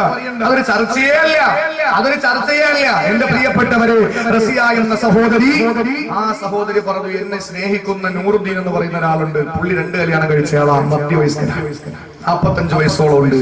അദ്ദേഹം ഇനി വിളിച്ചാൽ ഞാൻ ഇറങ്ങിപ്പോകും. 27 വയസ്സുകാരി തീരുമാനിച്ചു. അവസാനം ഇറങ്ങിപ്പോയി. 3 ദിവസം കഴിഞ്ഞപ്പോൾ നൂറുദ്ദീൻ എന്ന പേരുള്ള ഈ സമുദായത്തിന്റെ നാമധാരി, മനുഷ്യനെന്ന പ്രയോഗത്തിനോട് പോലും യോജിക്കാൻ കഴിയാത്ത നൂറുദ്ദീൻ എന്ന് പറയുന്ന ആ ജന്തു, എന്റെ പ്രിയപ്പെട്ടവരെ, ഈ പാവപ്പെട്ട റസിയ എന്ന 27 വയസ്സുകാരിയെ കുഴിച്ചു മൂടിക്കളഞ്ഞു. കുഴിച്ചു മൂടി. 3 ദിവസം കഴിഞ്ഞു. നാട്ടുകാര് എല്ലാവരും അന്വേഷിച്ചു. ആ സഹോദരിക്ക് 4 ആങ്ങളമാരാണ്. ആങ്ങളമാര് പറഞ്ഞു, ഉസ്താദെ മരിച്ച് നാറുമെന്ന് ഞങ്ങൾ കേട്ടിട്ടുണ്ട്, പക്ഷെ അത് ഞങ്ങൾക്ക് മനസ്സിലായി, ഞങ്ങളുടെ പെണ്ണുടെ വിഷയത്തിലായി. അപ്പോഴാണ് പണക്കാര് കുടവേറങ്ങളെ കൊണ്ട് പുറത്തിറങ്ങി, അല്ലെങ്കിൽ ആ പെണ്ണിന് അങ്ങനെ പോകാൻ കൊള്ളായിരുന്നു, അല്ലെങ്കിൽ ആ പെണ്ണങ്ങനെ പോണായിരുന്നോ? എന്റെ പ്രിയപ്പെട്ട സഹോദരങ്ങൾ, 27 വർഷം ആ പണക്കാരന്റെ കൊട്ടാരത്തിന്റെ മുമ്പിലല്ലേ ഈ പാവപ്പെട്ട സഹോദരി ജീവിച്ചത്. അപ്പൊ എന്താ ആർക്കും ഒരു ദണ്ണം വരാത്തത്? അപ്പോഴാരും നോക്കാത്തത് എന്താ? ഇതല്ലല്ലോ പ്രവാചകന്റെ മാതൃക. പ്രവാചകൻ എന്ന് പറഞ്ഞാൽ തന്റെ അനുയായികൾക്ക് ഒരു ദുഃഖം വരുമ്പോൾ ആ ദുഃഖത്തിൽ പങ്കുചേരുമായിരുന്നു. ആ ദുഃഖത്തിൽ അവിടെ ദുഃഖം മാറ്റി കൊടുക്കാൻ, അത് ലോക അവസാനം വരെ ഉണ്ട്. അത് സമ്പന്നരെ അല്ലാഹു റസൂൽ ഏൽപ്പിച്ചിരിക്കുന്നു. അതങ്ങനെ ചെയ്യണം. എങ്കിലും നമ്മുടെ പ്രവാചകന്റെ അനുയായി എന്ന് പറയാൻ പറ്റൂ. ഇല്ലാതെ ഡെൻമാർക്കുള്ള ഏതെങ്കിലും ഒരു ശൈത്താൻ എന്തെങ്കിലും എഴുതി വിടുമ്പോ അത് ഇഷ്ടപ്പെടാതെ വരുമ്പോ നമ്മൾ കൊടിയും പിടിച്ചുകൊണ്ട് പോയി സെക്രട്ടറിമാർ ധർമ്മ നടത്തിയാലും മാത്രം പോരാ. അത് മാത്രമല്ല പ്രവാചക സ്നേഹം എന്ന് പറയുന്നത്, പ്രവാചകന്റെ അധ്യാപനങ്ങളെ ജീവിതത്തിലേക്ക് സ്വീകരിച്ചുകൊണ്ട് അതിന് പ്രാമുഖ്യം കൊടുക്കുന്നവരാ മുസ്ലിം. ആ രീതിയിലാകണം എന്റെ പ്രിയപ്പെട്ടവർ നമ്മുടെ പ്രവർത്തനം. അള്ളാഹു മനസ്സിലാക്കാനുള്ള തൗഫീഖ് നൽകട്ടെ. ദുനിയാവില് അള്ളാഹുവിന്റെ പ്രിയപ്പെട്ട പ്രവാചകൻ എല്ലാവരും അവരുടെ ദുഃഖത്തിൽ പങ്കുചേർന്നത്. പരലോകത്തും അങ്ങനെ തന്നെ. എന്തുകൊണ്ടാണ് പരലോകത്തിൽ അങ്ങനെ ആവാൻ കാരണം എന്താണ്? ആയിഷ റളിയല്ലാഹു തആല അൻഹ ഒരു ദിവസം അള്ളാഹുവിന്റെ പ്രിയപ്പെട്ട പ്രവാചകനെ നോക്കുമ്പോ പ്രവാചകന്റെ ദുആരക്ക് പ്രവാചകൻ വിശുദ്ധമായ ഖുർആൻ എടുത്തു വെച്ച് ഓതിക്കൊണ്ട് ദുആരക്കുകയാണ്. വിശുദ്ധ ഖുർആൻ ഓതുന്ന അല്ലാഹുവിന്റെ റസൂൽ പറയുകയാണ്, അല്ലാഹുവിന്റെ വിശുദ്ധമായ ഖുർആനിൽ ഇബ്രാഹിം നബി അലൈഹിസ്സലാത്തു വസ്സലാമിന്റെ തന്റെ അനുയായികൾക്കെതിരെ നാളെ പരലോകത്ത്, തന്റെ ഇബ്രാഹിം നബിയുടെ ജനതയ്ക്കെതിരെ നാളെ പരലോകത്ത് ഇബ്രാഹിം നബി പറയുന്ന കാര്യങ്ങൾ വിശുദ്ധമായ ഖുർആനിൽ രേഖപ്പെടുത്തിയതറിഞ്ഞു. അല്ലാഹുവിന്റെ റസൂൽ അത് ഓതുകയാണ്, ഇബ്രാഹിം നബി നാളെ പടച്ചതമ്പുരാന്റെ കോടതിയിൽ പറയുന്നത് എന്താണ്? അല്ലാഹുവേ ഇന്നഹുന്ന അളലന കസീറൻ മിനന്നാസ് ഫമൻ തബിഅനി ഫഇന്നഹു മിന്നീ. നാളെ പരലോകത്ത് വരുമ്പോൾ അള്ളാന്റെ പ്രവിശാലമായ കോടതിയിൽ വരുമ്പോൾ ഒരു ചാൻ മുകളിൽ കപ്പിച്ചരിച്ചിരിക്കും അരുണന്റെ കിരണമേറ്റുകൊണ്ട് ചെമ്പത്തല താപം കൊണ്ട് വിറയ്ക്കുമ്പോ ആ മനുഷ്യനാ വരസഭയില് അള്ളാന്റെ കോടതിയിൽ ഇബ്രാഹിം നബി ഹാജരായി കൊണ്ട് പറയുകയാണ്, അല്ലാഹുവേ റബ്ബി ഇന്നഹുന്ന അളലന കസീറൻ മിനന്നാസ് ഫമൻ തബിഅനി ഫഇന്നഹു മിന്നീ. അല്ലാഹുവേ ജനങ്ങളെല്ലാം പിഴച്ചുപോയി, ഞാൻ ദീനിനെ പറ്റി പറഞ്ഞപ്പോൾ അവരനുസരിച്ചില്ല. അതുകൊണ്ട് അല്ലാഹുവേ ആരെന്നെ പിൻപറ്റിയോ ഫഇന്നഹു മിന്നീ. അവരുടെ കാര്യം മാത്രമേ എനിക്കറിയൂ. അവർ എന്നിൽപ്പെട്ടവനാണ്, എന്റെ ഉപ്പ പോലും എന്നിൽപ്പെട്ടവനല്ല. അതുകൊണ്ട് അല്ലാഹുവേ എന്നെ വിശ്വസിക്കാത്ത ജനതയെ പറ്റിയിട്ട് എനിക്കൊന്നും പറയാനില്ല. എന്റെ വിശ്വസിക്കാത്ത ജനതയെ പറ്റിയിട്ട് എനിക്കൊന്നും പറയാനില്ല. നിനക്ക് വേണ്ടതെന്തോ നീ ചെയ്തു കൊള്ളാൻ ഇബ്രാഹിം നബി അല്ലാഹുവിനോട് പറയുമെന്ന് വിശുദ്ധ ഖുർആൻ പറയുമ്പോൾ ആ ആയത്തോടിയിട്ട് റസൂല് പൊട്ടി കരയുകയാണ്. തൊട്ടടുത്ത ആയത്തോട് ഈസാ നബിയാണ് പറയുന്നത്,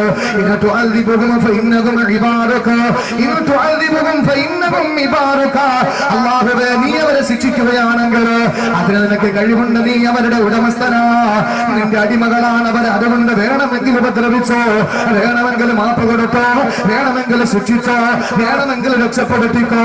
ഇതങ്ങോട്ട് കേട്ടല്ലാതെ റസൂല് കരയാൻ തുടങ്ങി. ഇത് ഓതിയിട്ട് പ്രവാചകനെ കരയാൻ തുടങ്ങി. ആ സന്ദർഭത്തിലാണ് ആയിഷ റളിയല്ലാഹു തആല അടുത്ത് ചെല്ലുക. ആയിഷ റളിയല്ലാഹു തആല അടുത്ത് ചെന്നപ്പോ അല്ലാഹുവിന്റെ റസൂല് കരയുകയാണ്. എന്ത് പറഞ്ഞുകൊണ്ടാണ്? അല്ലാഹുമ്മ ഉമ്മത്തി, അല്ലാഹുമ്മ ഉമ്മത്തി, എന്റെ സമുദായത്തെ ഞാൻ കൈവടിയൂല, ആ സമുദായത്തെ ഞാൻ തള്ളി പറയൂല. ആരെ പറ്റിയിട്ടാ പറയുന്നത്? മദ്യപിച്ചു പോയ എന്റെ പ്രിയപ്പെട്ട മുസ്ലിമോ, നാളെ പടച്ചതമ്പുരാന്റെ കോടതിയിൽ നബിതങ്ങളെ കാണുമ്പോൾ അല്ലാഹുവിന്റെ റസൂൽ മുഖം തിരിച്ചു കളയുമെന്ന് പഠിപ്പിച്ചല്ലോ. മനുഷ്യരി ബഖംറൻ മുസ്കറൻ മുസ്തഹില്ലൻ ബഅദ തഹരീമിഹി വലം യതുബ വലം യൻസാ ഫലൈസ മിന്നി വലാന മിൻഹു യൗമൽ ഖിയാമ. നാളെ ഞാൻ അവനിൽപ്പെട്ടവനല്ല, അവൻ എന്നിലും പെട്ടവനല്ലെന്ന് റസൂലുള്ള പഠിപ്പിക്കുമ്പോ നാളെ മദ്യപിച്ച് മതോന്മത്തനായ മധുരാശിമാരുടെ മടിത്തത്തിൽ മയങ്ങിയവര്, മദ്യപിച്ചവരും പേപ്പട്ടികളെ പോലെ കിടന്നിറങ്ങിയവര്, അവരെത്ര വലിയ കുടുംബത്തിൽപ്പെട്ടവരായിരുന്നാലും ശരി, എത്ര വലിയ സമ്പന്നനാണെങ്കിലും ശരി, അല്ലാഹു നിരോധിച്ച മദ്യമാരെ ഉപയോഗിക്കുന്നു. നാളെ പരലോകത്ത് വരുമ്പോ റസൂലുള്ള മുഖം തിരിച്ചു കളയുമെന്ന് ആ സന്ദർഭത്തിൽ എന്റെ സഹോദരങ്ങള് ഇബ്രാഹിം നബി തന്റെ ജനതയെ പറ്റി തള്ളിപ്പറയുമ്പോൾ, ഈസാ നബി തന്റെ ജനതയെ തള്ളിപ്പറയുമ്പോൾ ഹബീബായ നബി തങ്ങൾ പറയുന്നത് എന്താ? അല്ലാഹുമ്മ ഉമ്മത്തി ഉമ്മത്തി, അല്ലാഹുവേ എന്റെ സമുദായം, എന്റെ സമുദായം, എന്റെ സമുദായം. അല്ലാഹുവിന്റെ റസൂല് വിളിച്ചു പറയുന്ന സമുദായത്തിന്റെ കാര്യമാ, ഏത് സമുദായത്തിന്റെ കാര്യമാണ്? എന്റെ സഹോദരങ്ങളെ, ഒരു ദുഃഖം വന്നാ അതിന് ദുഃഖിതനായ പ്രവാചകനാണ് നാളെ പരലോകത്ത് കരയുന്നത്. എന്റെയും നിങ്ങളുടെയും പരലോകത്തിന്റെ ദുഃഖം മാറ്റാ അല്ലാഹുവിന്റെ റസൂല് സുജൂദിൽ വീഴുമല്ലോ. എല്ലാ പ്രവാചകന്മാരും അവിടെ രക്ഷയ്ക്ക് ഓർത്തുകൊണ്ട് കരയുമ്പോൾ, അവിടെ പ്രാണരക്ഷ ഓർത്തുകൊണ്ട് കരയുമ്പോ, അവിടെ സ്വന്തം നിലനിൽപ്പിന് വേണ്ടി നെട്ടോട്ടമോടുമ്പോ ഹബീബായ നബി തങ്ങൾക്ക് പറയാനുള്ളത് ഒന്നേ ഒന്ന് മാത്രമാണ്, അല്ലാഹുമ്മ ഉമ്മത്തി ഉമ്മത്തി, എന്റെ സമുദായം, എന്റെ സമുദായം. അല്ലാഹുവിന്റെ റസൂല് നാളെ പരലോകത്ത് നമ്മുടെ ദുഃഖത്തിൽ പങ്കുചേരും. അതല്ലേ ഏറ്റവും വലിയ ദുഃഖം? അതാണ് ഏറ്റവും വലിയ ദുഃഖം. നാളെ പരലോകത്ത് നമ്മൾ ഇവിടെ കണ്ണീരൊപ്പാൻ ആളുണ്ട്, ഇവിടെ ആര് കരഞ്ഞാലും അവിടെ കണ്ണീരൊപ്പാൻ ആളുണ്ട്, അവരെ സാന്ത്വനപ്പെടുത്താൻ ആളുണ്ട്. പക്ഷെ നാളെ പരലോകത്ത് ആരും കാണില്ലല്ലോ, ആരും പരലോകത്ത് വരില്ല. എന്റെ സഹോദരങ്ങളെ, അവിടെ അല്ലാഹുവിന്റെ റസൂല് എവിടെ നമ്മൾ പോയി നോക്കുക? നബിതങ്ങളെ എവിടെയെങ്കിലും നോക്കണ്ടേ? ഇത്രയും കോടിക്കണക്കിന് ജനങ്ങൾ അവിടെ വരുമെന്നാണ്. അള്ളാഹു എണ്ണി നോക്കും, എല്ലാവരും എത്തിയോ? അപ്പൊ ഈ മഹേശ്വരയിൽ എവിടെ നമ്മൾ നബിതങ്ങളെ കാണാൻ ജീവിതത്തിൽ നമ്മൾ കണ്ടിട്ടില്ലല്ലോ. നമ്മൾ പ്രവാചകനെ അംഗീകരിക്കുന്നു, പ്രവാചകനെ പ്രേമിക്കുന്നു, പ്രവാചകനെ ഇഷ്ടപ്പെടുന്നു, നമ്മൾ പിൻപറ്റുന്നു. ഇതുവരെ നമ്മൾ ആ പ്രവാചകനെ കണ്ടിട്ടില്ല, പ്രവാചകന്റെ രൂപം കണ്ടിട്ടില്ല, പ്രവാചകന്റെ ഒരു പ്രതിമയില്ല. ഇനി ആരെങ്കിലും പ്രവാചകന്റെ പ്രതിമ ഉണ്ടെന്ന് പറഞ്ഞാൽ അവരെ പിടിച്ച് കുളമ്പാറ കൊണ്ടിട്ടേ ഉള്ളൂ. എന്റെ സഹോദരങ്ങളെ, പ്രവാചകന്റെ പ്രതിമയില്ല, രൂപമില്ല, ആർക്കും ഒന്നും, ഒരു സങ്കല്പം മാത്രമാണ്. എങ്കിലും നമ്മൾ വിശ്വസിക്കുന്നില്ലേ? എങ്ങനെ പ്രവാചകനെ കാണാൻ? എവിടെ നമ്മൾ തിരയേണ്ടത്? ഈ പ്രസംഗത്തിന്റെ സമാപന സമയത്ത് ഇൻഷാ അല്ലാഹ് ആ സ്ഥലം പറഞ്ഞ് നമുക്ക് ദുആ ചെയ്യാം. 3 സ്ഥലത്ത് നോക്കാൻ നബി തങ്ങൾ പറഞ്ഞിട്ടുണ്ട്. അത് പഠിക്കുക. ഇൻഷാ അല്ലാഹ് നാളെ നമുക്ക് നോക്കണമല്ലോ, അവിടെ നമുക്ക് തിരയാം. അള്ളാഹുവിന്റെ റസൂലിനെ പറ്റി വിശുദ്ധ ഖുർആൻ പറഞ്ഞ രണ്ടാമത്തെ വിശേഷണം, നിങ്ങൾക്ക് എന്ത് ദുഃഖം വന്നാലും അതിൽ ദുഃഖിതനാണ് അള്ളാഹിന്റെ പ്രവാചകൻ. അതിൽ പ്രവാചകൻ ദുഃഖിതനാണ്. മൂന്നാമത്തെ വിശേഷണം എന്താ? ചുരുക്കി ഞാൻ പറയാം, ഒറ്റ ദിവസത്തെ പരിപാടി നമുക്കുള്ളത്. മൂന്നാമത്തെ വിശേഷണം അള്ളാഹു പറയുന്നു, ഹരീസുൻ അലൈക്കും ഹരീസുൻ അലൈക്കും ലഖദ് ജാഅക്കും റസൂലുൻ മിൻ അൻഫുസിക്കും അസീസുൻ അലൈഹി മാ അനീതും ഹരീസുൻ അലൈക്കും. മൂന്നാമതായി വിശുദ്ധ ഖുർആൻ പറയുന്നു, നിങ്ങൾക്ക് എന്ത് സന്തോഷം വന്നോ സന്തോഷത്തിൽ പ്രവാചകനും പങ്കാളിയാ. എന്ത് സന്തോഷം വന്നാൽ പ്രവാചകന് സന്തോഷമാ, പ്രവാചകൻ അതിൽ പങ്കുകൊള്ളുന്ന സന്തോഷത്തില്. എന്ത് സന്തോഷം തന്റെ അനുയായികൾക്ക് വരുമോ ആ സന്തോഷത്തിലല്ല റസൂല് പങ്കല്ലേ. ഒരു യാത്രാ മധ്യല്ലേ അല്ലാഹുവിന്റെ പ്രിയപ്പെട്ട പ്രവാചകനെ കിടന്നുറങ്ങുമ്പോ കുറെ സഹാബത്ത്, ആ സഹാബാക്കൾ എന്താ ചെയ്തത്?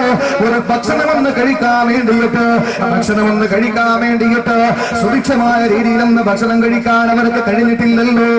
ഒരു വേള മദീനയിൽ, ഒരു വേള യാത്രാ മധ്യേ ഒരു വനാന്തരത്തിൽ അവർ താമസിക്കുമ്പോ അള്ളാന്റെ പ്രിയപ്പെട്ട പ്രവാചകൻ എന്താ ഉറങ്ങിക്കിടക്കുകയാണ്.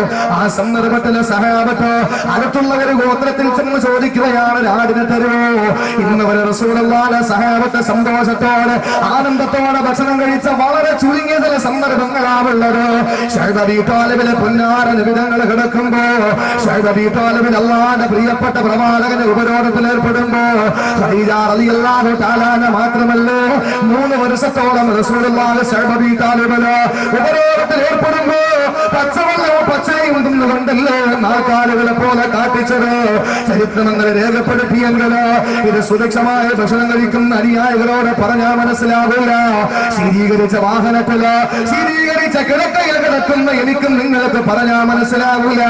അല്ലാഹുവിന്റെ റസൂൽ ഉപരോധം ഏർപ്പെടുത്തപ്പെടുമ്പോ പച്ചവെള്ളം കുടിച്ചിട്ട് അല്ലാഹുവിന്റെ റസൂൽ തോൽപാത്രത്തിന്റെ ഒരു ഭാഗം കീറിയെടുത്തു. എന്നിട്ട് തിളയ്ക്കുന്ന വെള്ളത്തിലോട്ട് അല്ലാഹുവിന്റെ റസൂൽ ഇടലാ. എന്തിനു വേണ്ടിയിട്ടെന്നറിയോ? ഒരു വെള്ളത്തിൽ നിന്ന് ചേഞ്ച് വരട്ടെ, വെള്ളത്തിന്റെ രുചിക്കൊരു വ്യത്യാസം വരട്ടെ. ഇങ്ങനെ കഷ്ടപ്പെട്ട ദീനിന്റെ പ്രബോധനം നടത്തുമ്പോ അള്ളാന്റെ പ്രിയപ്പെട്ട പ്രവാചകന്റെ സഹോദരങ്ങള് കിടന്നുറങ്ങുമ്പോൾ സഹാബത്ത് അടുത്ത വീട്ടിൽ പോയി അവരോട് ചോദിച്ചു, വിലക്ക് നിങ്ങൾ ഒരാട് തരുമോ? ഒരാട് വിലക്ക് തരുമോ എന്ന് ചോദിച്ചപ്പോൾ അവർ പറഞ്ഞു തരില്ല. ആ സന്ദർഭത്തിൽ എന്റെ സഹോദരങ്ങള് അള്ളാഹുവിന്റെ റസൂല് ഉറക്കത്തിൽ നിന്ന് ഉണർന്നിട്ടില്ല. ആ ഗോത്രത്തിൽപ്പെട്ട ഒരു പെണ്ണിനെ തേള് കടിക്കുകയാണ്. ആ സന്ദർഭത്തിൽ അവർക്ക് പുറത്തു പോകാൻ കഴിയില്ല. തേള് ശക്തമായ കുട്ടി വല്ലാതെ വേദന കൊണ്ട് പൊളയുന്ന പെണ്ണിന്റെ ബന്ധുക്കൾ വന്ന സഹാബത്തിനോട് പറയുകയാണ്, നിങ്ങളുടെ കൂട്ടത്തിൽ മന്ത്രിക്കുന്നവരുണ്ടോ? നിങ്ങളുടെ കൂട്ടത്തിൽ ചികിത്സിക്കുന്നവരുണ്ടോ? ഏത് ചികിത്സയാണ് എന്റെ പ്രിയപ്പെട്ട സഹോദരങ്ങള്? അതിന്റെ വിശദാംശങ്ങളിലേക്ക് പറഞ്ഞു പോയാൽ കടന്നുപോയാൽ നിങ്ങൾക്ക് ഇഷ്ടപ്പെടില്ല. ഞാനതുകൊണ്ട് ആ ഭാഗത്തെ പറ്റി പറയുന്നില്ല. അല്ലാഹുവിന്റെ റസൂലിന്റെ സഹാബത്തിന്റെ മുമ്പിൽ വന്ന് പറയുകയാണ്, നിങ്ങളിൽ ആരെങ്കിലും മന്ത്രിക്കുന്നവരുണ്ടോ? സഹാബത്ത് പറഞ്ഞു, ഉണ്ടല്ലോ. എന്നാ നിങ്ങൾക്ക് ഞങ്ങൾ ആടിനെ തരാ, എങ്ങനെയെങ്കിലും ഇതിനെ ഒന്ന് ശമനമാക്കണമെന്ന് പറഞ്ഞപ്പോ വിശുദ്ധമായ ഖുർആൻ ശിഫ എന്ന് പറഞ്ഞ വിശുദ്ധമായ ഖുർആനിന്റെ സൂറത്തുൽ ഫാത്തിഹ ഓതിക്കൊടുക്കുകയാ. സൂറത്തുൽ ഫാത്തിഹ ഓതിക്കൊടുത്തു. എന്റെ സഹോദരങ്ങളെ, ആ സഹോദരന്റെ വേദന മാറി. അവർക്ക് ഉപഹാരമായ ഒരു ആടിനെ കിട്ടി. ആടിനെ അറുത്തുകൊണ്ട് അല്ലാഹുവിന്റെ റസൂലിന്റെ മുമ്പിൽ വന്നപ്പോ ഹബീബായ നബി തങ്ങൾ ഉണരുകയാ. ഹബീബായ നബി തങ്ങൾ ഉണർന്നപ്പോൾ സഹാബത്ത് പറഞ്ഞു, നബിയെ നിങ്ങൾ ഫാത്തിഹ ഓതി മന്ത്രിച്ചപ്പോ ഞങ്ങൾ ഫാത്തിഹ ഓതിയിട്ട് ആ കുടുംബത്തിൽപ്പെട്ട ഒരു പെണ്ണിന്റെ രോഗം മാറ്റിയപ്പോൾ അവർ തന്നതാ നബിയേ. സന്തോഷമാണ്. ആട്ടിറച്ചി കിട്ടിയല്ലോ, ഒരാട് കിട്ടിയ പോലെ സന്തോഷമാണ്. റമദാനിന്റെ 30 ദിവസവും ആട്ടിറച്ചി തിന്നോ, പെരുന്നാളിന്റെ സാമ്പാർ തിന്നുന്നവരല്ലേ നമ്മള്. ഒരു ചേഞ്ചിന് വേണ്ടിയിട്ട്. എന്നാൽ റസൂലുള്ളാഹിന്റെ സഹാബത്തിന് സന്തോഷമായി. കാരണം എന്താ? എത്രയോ നാളുകൾക്ക് ഇപ്പുറമാണ് ഒരു മാംസത്തിന്റെ സുഗന്ധം മൂക്കിലോട്ട് കയറുക. ഹബീബായ നബി തങ്ങളുടെ സഹാബത്തിന് സന്തോഷം സഹിക്കാൻ കഴിയുന്നില്ല. ആനന്ദത്തോടെ റസൂലുള്ളാഹിനെ വിളിച്ചു നിർത്തിയിട്ട് പറഞ്ഞപ്പോ ഹബീബായ നബി തങ്ങൾ പറഞ്ഞത് എന്തെന്നറിയോ? നിങ്ങളൊരു ഭാഗം എനിക്കും വേണ്ടി മാറ്റിവെക്കുക, നിങ്ങളൊരു ഭാഗം എനിക്ക് വേണ്ടി മാറ്റിവെക്കുക. എന്നിട്ട് അല്ലാഹുവിന്റെ റസൂൽ പറഞ്ഞു, നിങ്ങളോട് ആരാ പറഞ്ഞു തന്നത് സൂറത്തുൽ ഫാത്തിഹ മന്ത്രമാണെന്ന്? ആരാ നിങ്ങളോട് പറഞ്ഞു തന്നത് സൂറത്തുൽ ഫാത്തിഹ മന്ത്രിക്കാനുള്ളതാണെന്ന്? ഇത്രയും ഉണ്ടായിരുന്നെങ്കിൽ ചിലര് പറയും വേണ്ട, സൂറത്തുൽ ഫാത്തിഹ മന്ത്രിക്കാനുള്ളതെന്ന് റസൂലുള്ള എടുത്ത് ചോദിച്ചു, ആ മന്ത്രിക്കാനുള്ളതല്ല എന്ന് പറയും. അതുകൊണ്ടാണ് റസൂലുള്ള പറഞ്ഞു, നിങ്ങളൊരു ഭാഗം എനിക്കൂടെ തരും എന്ന് പറഞ്ഞു. വ്യക്തമായ ഹദീസല്ലേ സഹോദരങ്ങളെ? അള്ളാഹുവിന്റെ റസൂൽ ഒരു വിശ്വാസിയുടെ സന്തോഷത്തിന് പങ്കാളിയായി. എത്രയോ സംഭവങ്ങളാണ്, എത്രയോ സംഭവം. ആയിഷ ബീവി റളിയല്ലാഹു അൻഹ നബിയോട് വന്നിട്ട് പറയാം, നബിയെ നിങ്ങൾ എനിക്കൊന്ന് ദുആരക്കണം കേട്ടോ. ഭാര്യ ഭർത്താവോട് പറയാൻ, നിങ്ങൾ എനിക്ക് വേണ്ടി ദുആരക്കണം. നമ്മുടെ ഭാര്യമാരെ നമ്മളടുത്ത് പറയും ദുആരക്കണം. നമ്മൾ ഭാര്യമാരോട് പറയും നമ്മുടെ പ്രവർത്തനം അത്ര ദോഷമാണ്. ഒരാളെ പറ്റി മനസ്സിലാക്കണമെങ്കിൽ രണ്ട് കാര്യം, ഒന്ന് പാതിരാത്രി സൂര്യ ഉദിക്കണം, ഇല്ലെങ്കിൽ ഭാര്യയോട് ചോദിക്കണം. നമുക്കങ്ങനെ ഭാര്യയോട് പറയാൻ പറ്റുമോ? നമുക്കൊണ്ട് ദ്വാരക്കണം? അള്ളാന്റെ റസൂലിന്റെ ഭാര്യ വന്നിട്ട് പറയാം, നബിയെ ഈ ആയിഷക്ക് വേണ്ടി ദ്വാരക്കണം കേട്ടോ. ആ സന്ദർഭത്തിൽ അള്ളാഹുവിന്റെ റസൂൽ ദ്വാരക്കാൻ വേണ്ടി എന്തെല്ലാം എത്രയോ സദസ്സിൽ സഹോദരിമാരെ പൈസ വ്യത്യസ്തമായ ആഗ്രഹങ്ങൾ. ഒരു സ്ഥലത്ത് ഭർത്താവ് നേരത്തെ വീട്ടിൽ വരാൻ വേണ്ടി 101 രൂപ ആയിഷ. ഭർത്താവ് സമയത്ത് വീട്ടിൽ വരില്ല, അതുകൊണ്ട് നേരത്തെ വീട്ടിൽ വരാൻ വേണ്ടി പള്ളി ഈ വാളിന്റെ സദസ്സിലെങ്കിലും ദുആ ചെയ്യിപ്പിക്കാനുള്ള ആഗ്രഹം. അങ്ങനെ പല കാര്യങ്ങളും. തലയിലെ പേമ്പുഴി പോകാൻ വേണ്ടി 100 രൂപ. സഹോദരൻ തലയിലെ പേം മാറാൻ വേണ്ടിയിട്ട് 100 രൂപ. എന്റെ സഹോദരങ്ങളെ, ആയിഷ റളിയല്ലാഹു തആല അല്ലാഹുവിന്റെ റസൂലിനോട് പറയാൻ, നിങ്ങൾ എനിക്ക് വേണ്ടി ദുആരക്കണം, നിങ്ങൾ ദുആ ചെയ്യ്. ആയിഷ റളിയല്ലാഹു അൻഹ പറഞ്ഞപ്പോ അല്ലാഹുവിന്റെ റസൂൽ ഉടനെ കൈ ഉയർത്തിയിട്ട് ദുആ ചെയ്തു. എന്താ ദുആ ചെയ്തത്? ആയിഷ റളിയല്ലാഹു അൻഹ ഉടനെ ഇതൊന്നും പ്രതീക്ഷിച്ചില്ല. അല്ലാഹുവിന്റെ റസൂൽ ആ സന്ദർഭത്തിൽ 2 കരങ്ങൾ ഉയർത്തിയിട്ട് പറഞ്ഞു, അല്ലാഹുമ്മ ഗഫിർ ലി ആയിഷത മാ തഖദ്ദമ മിൻ ദംബിഹാ വമാ തഅഖറ വമാ സറത് വമാ അലനത. اللهم اغفر لعائشة ما تقدم من ذنبها وما تأخر وما سرت وما أعلنت. അല്ലാഹുവേ, ആയിഷയുടെ രഹസ്യമായ പാപങ്ങള്, പരസ്യമായ പാപങ്ങള്, അല്ലാഹുവേ ആയിഷയുടെ ചെറിയ പാപങ്ങള്, വലിയ പാപങ്ങള് എല്ലാം നീ പുറത്തു കൊടുക്കണേ അല്ലാഹ്.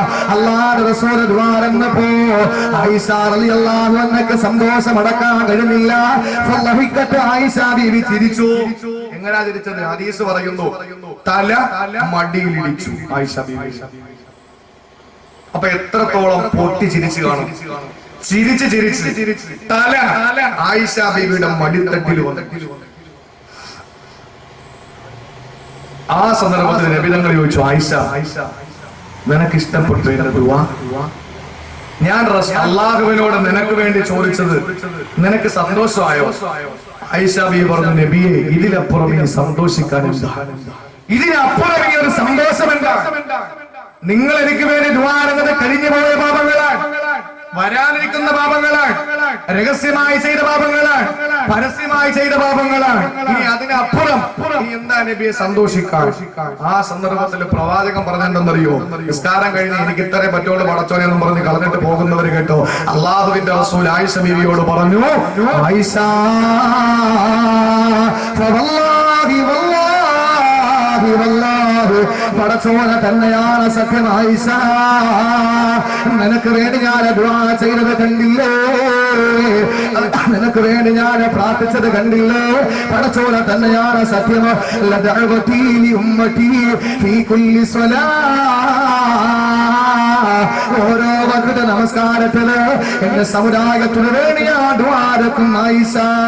അല്ലാഹുവിനെ കൊണ്ട് സത്യം ചെയ്തുകൊണ്ട് നിബിധങ്ങൾ പറഞ്ഞതാണ്, നിനക്ക് വേണ്ടി ചെയ്ത ദുആ ഉണ്ടല്ലോ, അത് നിനക്ക് മാത്രമല്ല, ആ ദുആ കേട്ടപ്പോ നിന്റെ ശിരസ് നിന്റെ മടിയിലിടിക്കുമാറ് പൊട്ടിച്ചിരിച്ചെങ്കിൽ എന്റെ പൊന്നുമോളെ ആയിഷ, ഞാൻ എന്റെ സമുദായത്തിന് വേണ്ടിയിട്ട് ഇതിന് സമാനമായ ദുആ ഓരോ വഖ്ത് നിസ്കാരത്തിൽ ഞാൻ ഓതാറുണ്ട്. ഓരോ വഖ്ത് നിസ്കാരത്തിലും എന്റെ സമുദായത്തിന് വേണ്ടി ഞാൻ ദുആ ഇങ്ങനെ റസൂല് നമുക്ക് വേണ്ടി ദ്വാരക്കാൻ ഇല്ലേ? അല്ലാഹുവേ എന്റെ സമുദായത്തിന് നീ പുറത്തു കൊടുക്കണം. അപ്പോഴും നമ്മളോ കല്യാണത്തിന് വരുന്ന പുതിയാപ്പളുടെ കാര്യം നിങ്ങൾ നോക്കിയേ, അത്ര നോക്കിയാണോ? നിസ്കാരത്തിന് അവിടെ നിൽക്കട്ടെ, പുതിയാപ്പള ഒരുങ്ങി വരും, സൂട്ടും കോട്ടക്കെട്ട് ഇങ്ങനെ വരിക സെറ്റപ്പായിട്ട്. അപ്പോഴാ നിക്കാഹിന്റെ സീന പറഞ്ഞോളൂ, ഉസ്താദ് പെണ്ണിന്റെ വാപ്പാടെ കൈ പിടിച്ച് പുതിയാപ്പയുടെ കൈ പിടിച്ച് അങ്ങോട്ട് പിറ്റേൽപ്പിച്ചിട്ട് ഹലാലാക്കി കൊടുത്ത് എല്ലാം കഴിഞ്ഞിട്ട് ഫാത്തിഹായം വിളിച്ച് ദുആരക്കുമ്പോ പുതിയാപ്പളയ്ക്ക് വേണ്ടി ദുആരക്കാണ്. എന്താ ദുആരക്കുക? അല്ലാഹുവേ ഇവർ രണ്ടുപേരിൽ നീ രമ്യത കൊടുക്കണം. കമാ അല്ലഫ്ത ബൈന നബീനാ വഅസ്വാജിഹി ത്വാഹിർ. ഭാര്യമാരുടെയും നബിതങ്ങളുടെയും ഇടയിലുള്ള സന്തോഷം എവരുടെ ഇടയിൽ കൊടുക്കണം. അല്ലാഹുമ്മ അഖ്രിജ് ലഹുമാ ദുർരിയതൻ തയ്യിബ, നല്ല മക്കളെ കൊടുക്കണം. ഇത് പറയുമ്പോ പുതിയാപ്പള ബൈനഹുമായിൽ കയ്യും വെച്ച് അങ്ങോട്ടും ഇങ്ങോട്ടും നോക്കിക്കൊണ്ടിരിക്കുക. അവൻ ആമീൻ പിടിക്കൂല. ആർക്ക് വേണ്ടിയിട്ടാണ്? ഈ ആർക്ക് വേണ്ടിയിട്ടാണ്? മലയാളം അതിന്റെ അർത്ഥം അറിയണ്ടേ? എങ്ങനെയല്ലേ ആമീൻ പിടിക്കൂ? അർത്ഥം അറിയണ്ടേ? തറാവീസ്കാരത്തിൽ ഏറ്റവും കുറഞ്ഞ സ്ഥലം എവിടെയാണെന്ന് നോക്കണം. നമ്മൾ പെട്ടെന്ന് തീരുന്നത് എവിടെയാണ്? അലംബർ റിപ്പീറ്റ് അടിക്കുന്ന എവിടെയാണ്? അവിടെ നമ്മൾ നിസ്കരിക്കാൻ ഓടുക. എല്ലാ പള്ളികളിലും അൽഹംദുലില്ലാഹ് ഇപ്പോ ഖത്ം ഓതാൻ തുടങ്ങിയിരിക്കാൻ. അതുകൊണ്ട് ഞങ്ങളുടെ നാട്ടിലൊരു പള്ളിയുണ്ട്. അവിടെ ഒരു സ്ഥലത്ത് മാത്രമേ അലംബർ റിപ്പീറ്റ് അടിക്കൂ. അത് മുസ്ലിയാക്കന്മാരുടെ കുഴപ്പമൊന്നുമല്ല, അവർക്ക് വല്ലതും അറിയാത്തതുകൊണ്ടല്ല. പിറ്റേന്ന് പിരിച്ചുവിടും. അങ്ങനെ ഓതിയാണ്. കാരണം എന്താ? നമുക്ക് പെട്ടെന്ന് തീരണം. 20 റക്അത്ത് 40 എമ്പക്കോ അതാ തറാവീസ്കാരം. അങ്ങനെ നിസ്കരിക്കാൻ വേണ്ടി തറാവീൽ 20 റക്അത്ത് നിസ്കരിക്കാൻ വേണ്ടി വന്നു. പെട്ടെന്ന് അലംബറോട്ട് ഓതുക. പാവപ്പെട്ട ഉസ്താദ് ഇദാ ജാ നസ്റുല്ലാഹി വൽ ഫത്ഹ് ഫറഅയ്ത അന്നാസ യദ്ഖുലൂന ഫീ ദീനില്ലാഹി അഫ്വാജ ഫസബ്ബിഹ് ബിഹംദി റബ്ബിക വസ്തഗ്ഫിർ ഇന്നഹു കാന തവ്വാബാ എന്ന് ഉസ്താദ് ബാക്കി നാൾ ആമീൻ പറ്റാടി. അയാൾ കഴിച്ച് ഫാത്തിഹ ഓതിയെന്ന രസം അതല്ല. ഇമാമത്തിൽ നാൾ അപ്പഴാ ഓർമ്മത്. അയാൾ ചിന്തിച്ച് അല്ലാഹുവേ ഇനി ഞാൻ ഫാത്തിഹ ഓതിയ സൂറത്ത് ഓതിയ, ഞാൻ ഇനി ഫാത്തിഹ ഓതിയ സൂറത്താണ് ഓതിയത്.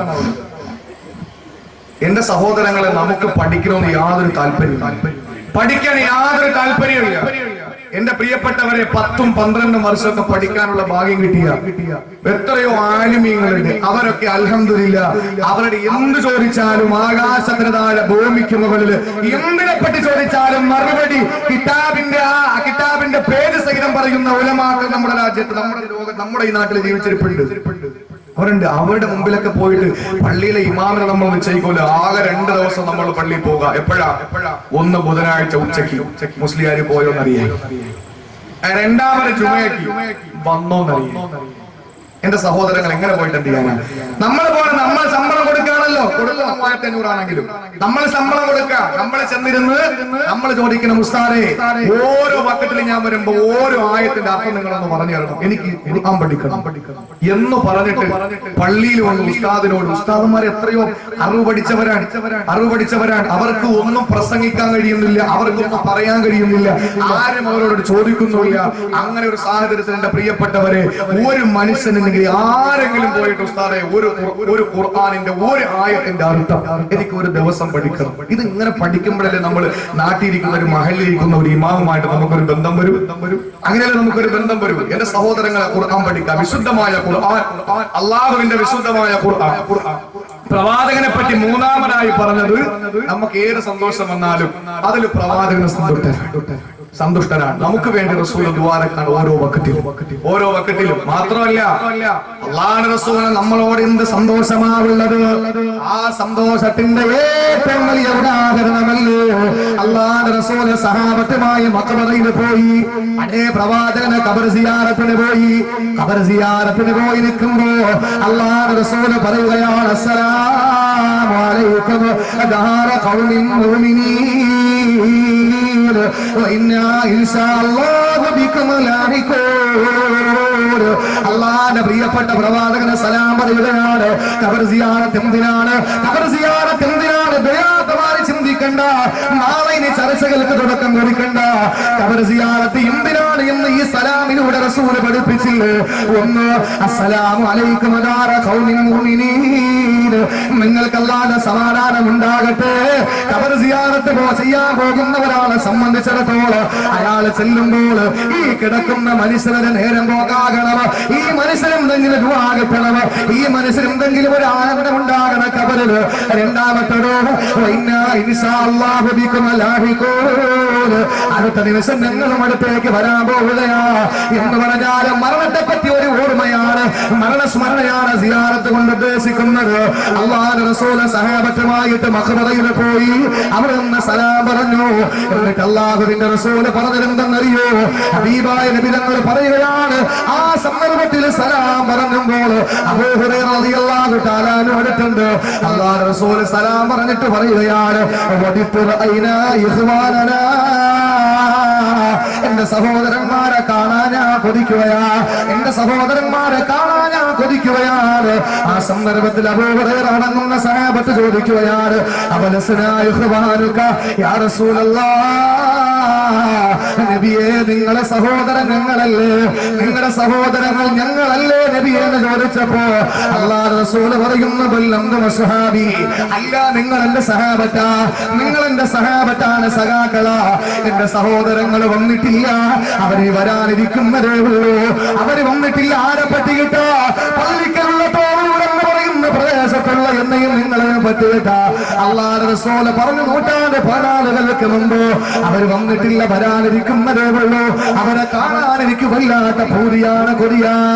അല്ലാഹുവിന്റെ പ്രിയപ്പെട്ട പ്രവാചകന് സലാം പറഞ്ഞപ്പോ അബൂ ഹുറൈറയുടെ സംശയത്തിന് മറുപടിയോട് പറഞ്ഞു കൊടുക്കുകയാണ്, എനിക്ക് കാണാൻ ഇഷ്ടപ്പെടുന്നത് ആഗ്രഹിക്കുന്നത് എന്റെ കൂട്ടുകാരെയാണ്, എന്റെ സഹോദരങ്ങളെയാണ്. അവരാരെന്നറിയോ? എന്റെ സഹോദരങ്ങളെ ഞാനും നിങ്ങളുമാ. ആ സന്ദർഭത്തിൽ സഹാബത്ത് ചോദിച്ചു, നബിയെ നിങ്ങൾ അവരെ കണ്ടിട്ടില്ലല്ലോ, പിന്നെ എങ്ങനെയാ തിരിച്ചറിയുക? നിങ്ങൾ അവരെ കണ്ടിട്ടില്ലല്ലോ, പിന്നെ എങ്ങനെയാ തിരിച്ചറിയുക? അല്ലാഹുവിന്റെ റസൂല് പറഞ്ഞു, അവരെ ഞാൻ തിരിച്ചറിയുന്നത്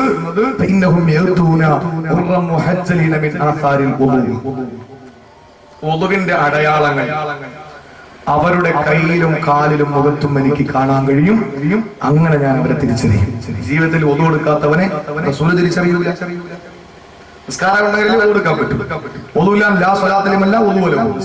ഒതുവില്ലാത്ത നിസ്കാരമില്ല. പള്ളിയിൽ കയറാത്തവരുടെ ഒരുത്തനെ പറ്റിയിട്ട് ഉസ്താദിനോട്, ഉസ്താദെ എന്റെ പൊന്നുമോനെ പള്ളി കയറില്ല, ജീവിതത്തിൽ അവന് പള്ളി, അവന്റെ ഉമ്മ മരിച്ചപ്പോഴും 100 രൂപ ഉസ്താദിന് കൈമടം കൊടുത്ത് സംസ്കരിപ്പിച്ചത് പള്ളി കയറിയിട്ടില്ല.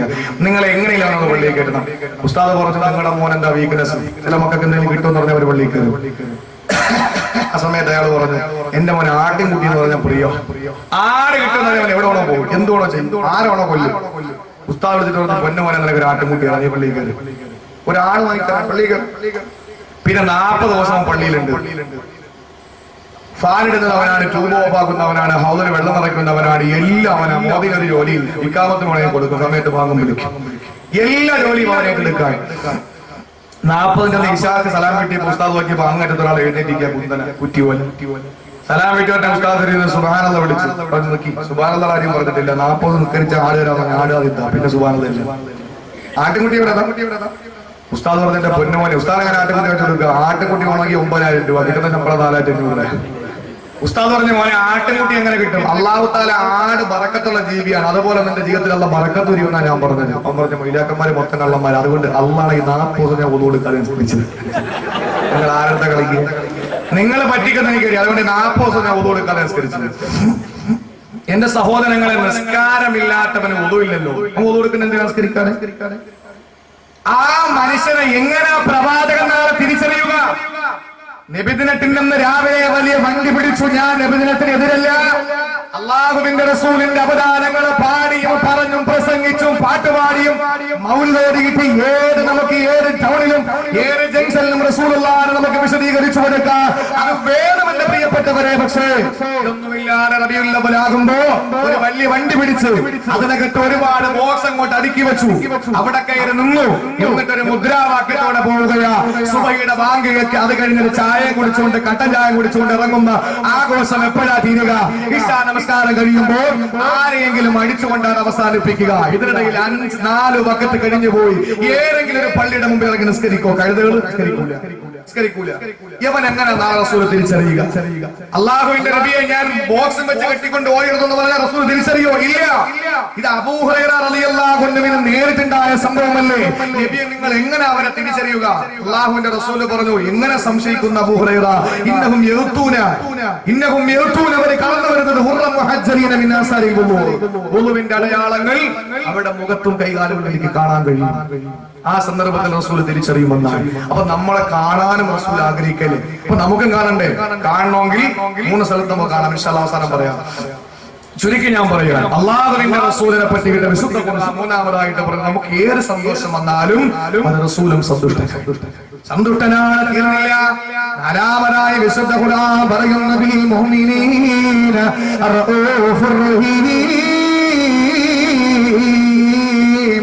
വിശ്വാസികളോട് കരുണയുള്ള പ്രവാചകനാണ്, വിശ്വാസികളോട് കരുണയുള്ള പ്രവാചകനാണ്, കാരുണ്യത്തിന്റെ നോട്ടം നോക്കുന്ന പ്രവാചകനാണ്.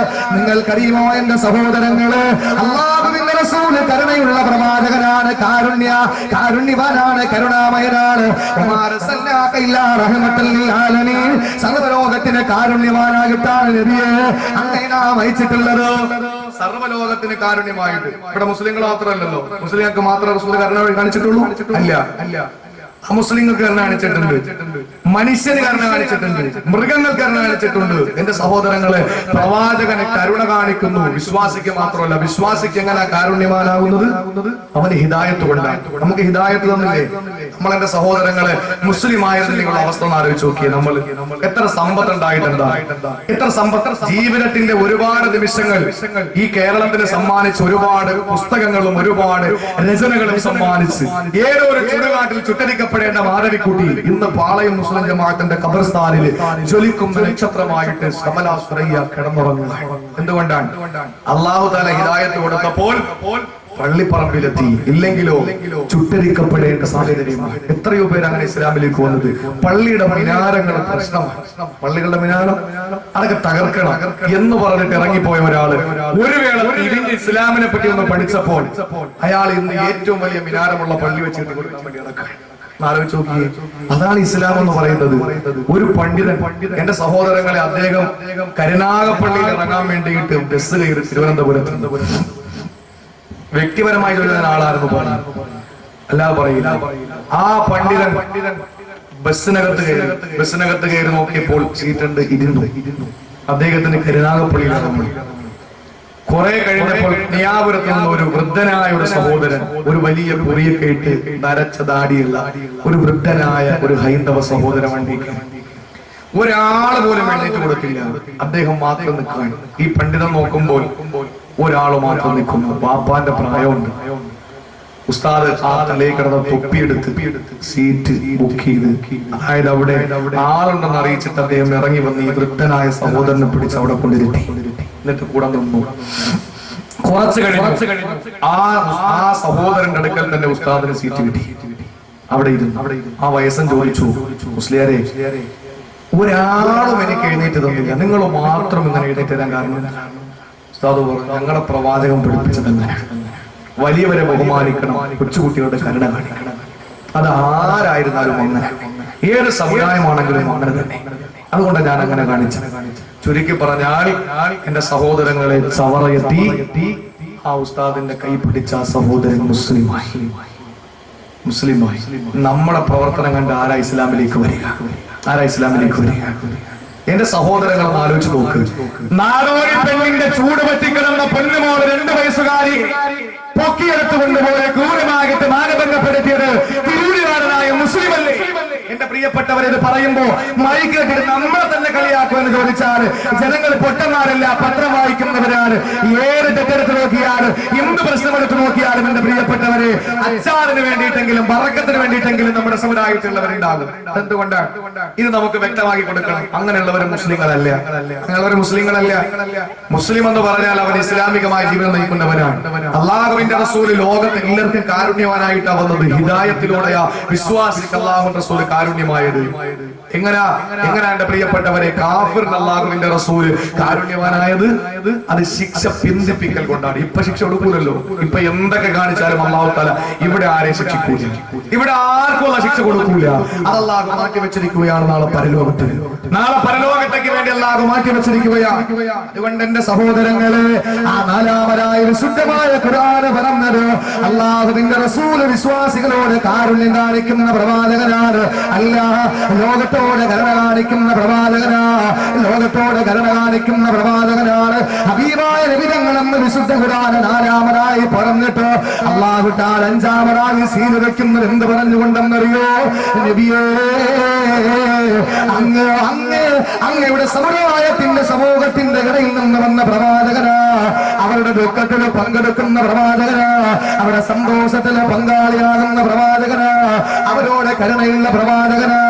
ഇത്രയോ പറഞ്ഞു കൊടുത്തിട്ട് അങ്ങ് അംഗീകരിക്കാത്തവർ വന്നാൽ, അങ്ങേ വിശ്വസിക്കാത്തവർ വന്നാൽ, അങ്ങേ ആദരിക്കാത്തവർ വന്നാൽ, അങ്ങയെ പിൻപറ്റാത്തവർ വന്നാൽ, അങ്ങയുടെ ഓരോ കൽപ്പനകളും നിർദ്ദേശങ്ങളും മുന്നറിയിപ്പുകള് കാറ്റിൽ പറത്തുന്ന സമുദായം വന്നാൽ, എന്റെ പെങ്ങന്മാരോട് ഞാനൊന്ന് പറയട്ടെ, അല്ലാഹുവിന്റെ റസൂല് കാണണ്ടാണ് പറഞ്ഞ ഒരു വിഭാഗത്തെ ഞാൻ പറഞ്ഞല്ലോ, മദ്യപിക്കുന്നവരാണ്. മറ്റൊരു വിഭാഗത്തെ സാഹചര്യത്തിന്റെ പ്രത്യേകത മനസ്സിലാക്കിയിട്ട് ഞാനെന്ന് പറയുകയാണ്, അല്ലാഹുവിന്റെ റസൂല് പറഞ്ഞു ഞാൻ എന്റെ കണ്ണുകൊണ്ട് കാണണ്ട എന്ന് പറഞ്ഞ ഒരു വിഭാഗം സ്ത്രീകളാണ്. അവർ വസ്ത്രം ധരിച്ചിട്ടുണ്ട്, പക്ഷേ നഗ്നകളാണെന്ന് പറയുമ്പോ അവർക്ക് മറക്കാതെ പാശ്ചാത്യന്റെ വസ്ത്രം എടുത്തു തരുന്നാൽ എന്റെ പെങ്ങളെ എങ്ങനെ പ്രവാചക പ്രേമിയായി മാറുക? അല്ലാഹുവിന്റെ വിശുദ്ധമായ ഖുർആൻ അവസാനിപ്പിക്കുന്നത് എന്ത് പറഞ്ഞുകൊണ്ടെന്നറിയോ? ഇത്രയോ പഠിച്ചിട്ടും അവർ അംഗീകരിച്ചില്ലെങ്കിൽ, ഇത്രയും പറഞ്ഞിട്ട് അവർക്ക് മനസ്സിലാകില്ലെങ്കിൽ അങ്ങ് പറയുക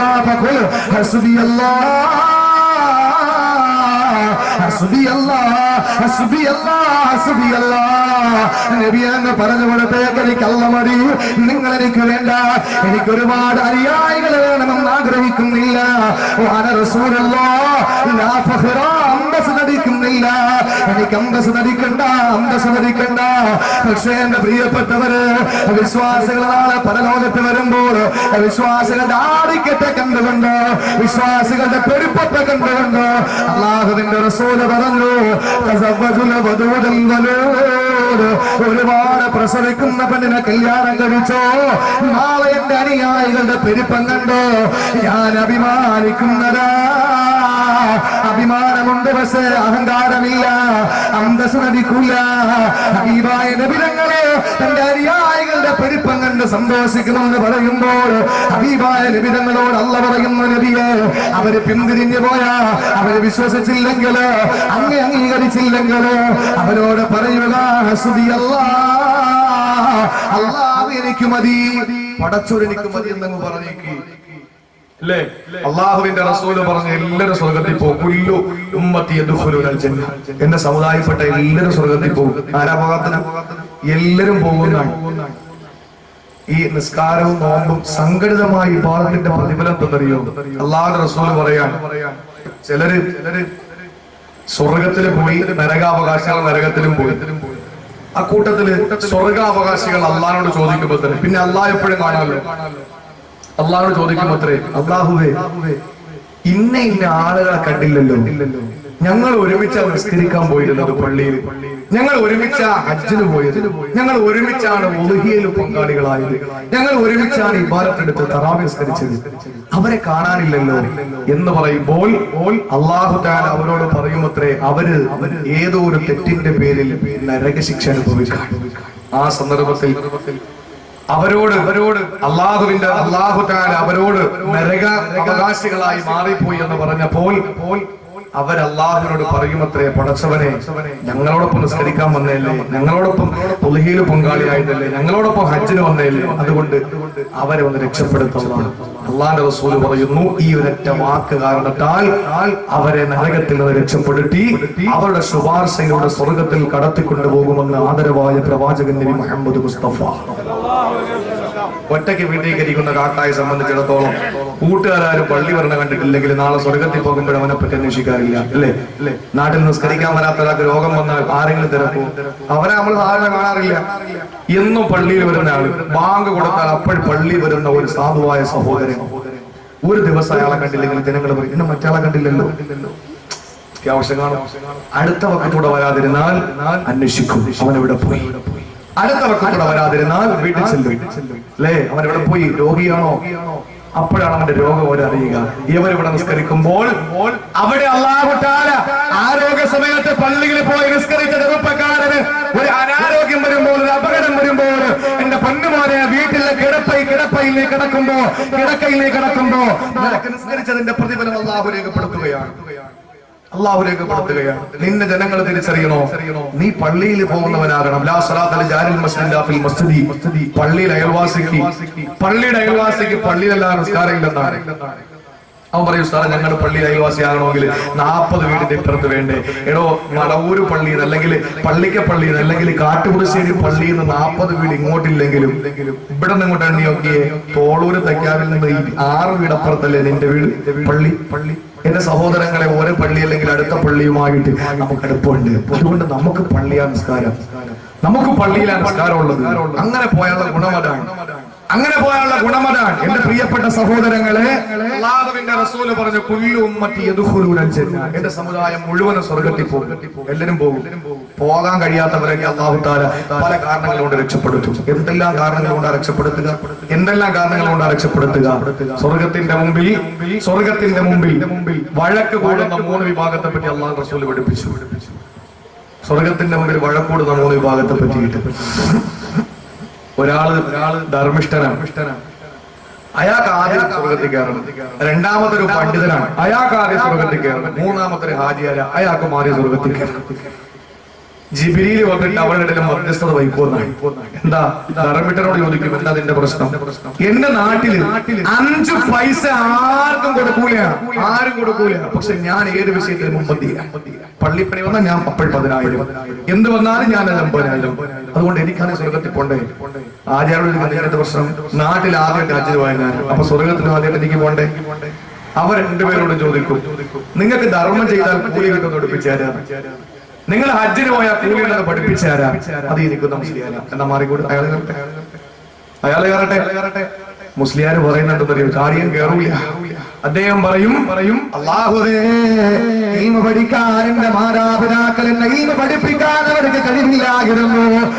എനിക്ക് കിതാബ് വാങ്ങിത്തരാ, വസ്ത്രം വാങ്ങിത്തരാ, ഭക്ഷണം തരാ അവർക്ക് കഴിവില്ലായിരുന്നു. അല്ലാഹ് അമ്മനെ സഹായിച്ച ഈ ധർമ്മിട്ടനാ, അതുകൊണ്ട് ആ ധർമ്മിട്ടന്റെ ധർമ്മം കൊണ്ടാ എനിക്ക് പഠിക്കാൻ കഴിഞ്ഞതല്ല. അതുകൊണ്ട് അയാള് സ്വർഗ്ഗത്തിൽ പോട്ടെ, പിന്നെ ഞാൻ പോകാമെന്ന് പറഞ്ഞു. എന്റെ സഹോദരങ്ങളെ, ആ പണ്ഡിതന് മാറിക്കൊടുക്കുന്ന ധർമ്മിട്ടന് സ്വർഗ്ഗത്തിൽ ആദ്യമായി കടന്നു പോകുമെന്ന് സ്വാദിഖുൽ മസ്തൂഖ് നബി മുഹമ്മദ് മുസ്തഫ അല്ലാഹുവിന്റെ റസൂൽ പറയുകയാണ്. അപ്പൊ എന്റെ പ്രിയപ്പെട്ട പല കാരണങ്ങൾ കൊണ്ടാ സ്വർഗ്ഗത്തിൽ പോവുക. ചിലർ പോകുന്നുണ്ട് അതുവരെ നരകാവകാശങ്ങളുടെ പ്രവർത്തനം ചെയ്യുക, കുടിച്ചും പെടുത്തും പെണ്ണു പിടിച്ചും പിടിച്ചു പറിച്ചും തിന്മകളുമായി കഴിയുന്ന ഒരു മനുഷ്യൻ അവസാനം മരിക്കുന്നതിന് ഒരു 10 മിനിറ്റ് മുമ്പ് പെട്ടെന്നൊരു മാറ്റം, അള്ളാഹുവെ ചെയ്തൊക്കെ തെറ്റായിപ്പോയി, റബ്ബേ എന്നെ എങ്ങനെ രക്ഷപ്പെടുത്തണം എന്ന് പറഞ്ഞ അയാള് ഇസ്ലാം മതത്തിന്റെ മുഴുവൻ നിയമങ്ങളും പാലിച്ച് ജീവിക്കാൻ തുടങ്ങുമ്പോൾ മരിച്ചുപോയാൽ നബി മുഹമ്മദ് മുസ്തഫ സമൂഹം മൊത്തവും പറഞ്ഞു അയാൾ നല്ല മനുഷ്യനാണ്. അയാളുടെ മോനുണ്ടായിരുന്നെങ്കിൽ എന്റെ മോക്ക് കെട്ടിച്ചു കൊടുക്കാറുണ്ട്. എല്ലാവരും പറഞ്ഞു അത്ര വലിയ ദീനിയാണ്, അത്ര വലിയ സെറ്റപ്പാണ്. അവര് കദ്ദാ തോതും, പെണ്ണാണെങ്കിൽ കുത്തുബിയ തോതും, വാപ്പാണെങ്കിൽ കോഴി ഇറക്കും, ഭയങ്കര ദീനാണ്. എല്ലാവരും നല്ല ജീവിതം. അവസാനം മരിക്കുന്നതിന്റെ തലേ ദിവസം എന്തെങ്കിലുമൊക്കെ കുഴപ്പങ്ങൾ കാണിച്ച് അയാൾ നരകത്തിന്റെ പ്രവർത്തനം ചെയ്തപ്പോൾ നരകത്തിൽ പോകുമെന്ന് നബി മുഹമ്മദ് മുസ്തഫ. ഒരാള് തമൂത്തൂനൊക്കെ മാത്രം അയച്ചു. നമ്മൾ നല്ലതുപോലെ ജീവിച്ച മനസ്സിൽ അൽഹംദുലില്ലാ നല്ലതുപോലെ. പക്ഷെ വേറൊരു കാര്യം, ആശുപത്രി കിടക്കാൻ ഡോക്ടർമാർ ഇനി ആൾ രക്ഷപ്പെടില്ല എന്ന് പറഞ്ഞ് ബന്ധുക്കളെ കൊണ്ട് ഒപ്പിട്ട് വാങ്ങുമ്പോഴും ഉടനെ അഷ്ഹദു അല്ലാ ഇലാഹ ഇല്ലല്ലാഹ് പടച്ചോനെ നിസ്കരിച്ചിട്ടേ കൊള്ളാം, അത് അല്ലാഹു വേണ്ട, അതൊന്ന് സ്വീകരിക്കും. എന്തുകൊണ്ടാണ്? അങ്ങനെയാണെങ്കിൽ ഫിർഔനിന്റെ തൗബ സ്വീകരിക്കുവാൻ, ഫിർഔൻ ചെങ്കടലിന്റെ മുമ്പിൽ നിൽക്കാൻ, മൂസാ നബിയും പരിവാരങ്ങളും ചെങ്കടലിൽ ചാടി രക്ഷപ്പെടാൻ പോവാൻ, അള്ളാന്റെ കൽപ്പനയല്ലേ. ആ സന്ദർഭത്തിൽ ഫിർഔൻ ഇരിക്കുന്ന കുതിര ചാടൂല. ഫിർഔന് ചാടണമെന്നുണ്ട് അവനെ കൊല്ലാം മൂസാ നബി. പക്ഷേ കുതിരയ്ക്ക് ചാടാൻ മനസ്സൊന്നുമില്ല, പേടിച്ചു. മൂസാ നബി ജിബ്രീൽ അലൈഹിസ്സലാത്തു വസ്സലാം ആ സന്ദർഭത്തിൽ പെൺകുതിരയുടെ പുറത്ത്, തഫ്സീറുകളിൽ കാണാം, പെൺകുതിരയുടെ പുറത്ത് ജിബ്രീൽ വന്നു എന്നാണ്. ഒരൊറ്റ ചാട്ടം ചെങ്കടലിൽ.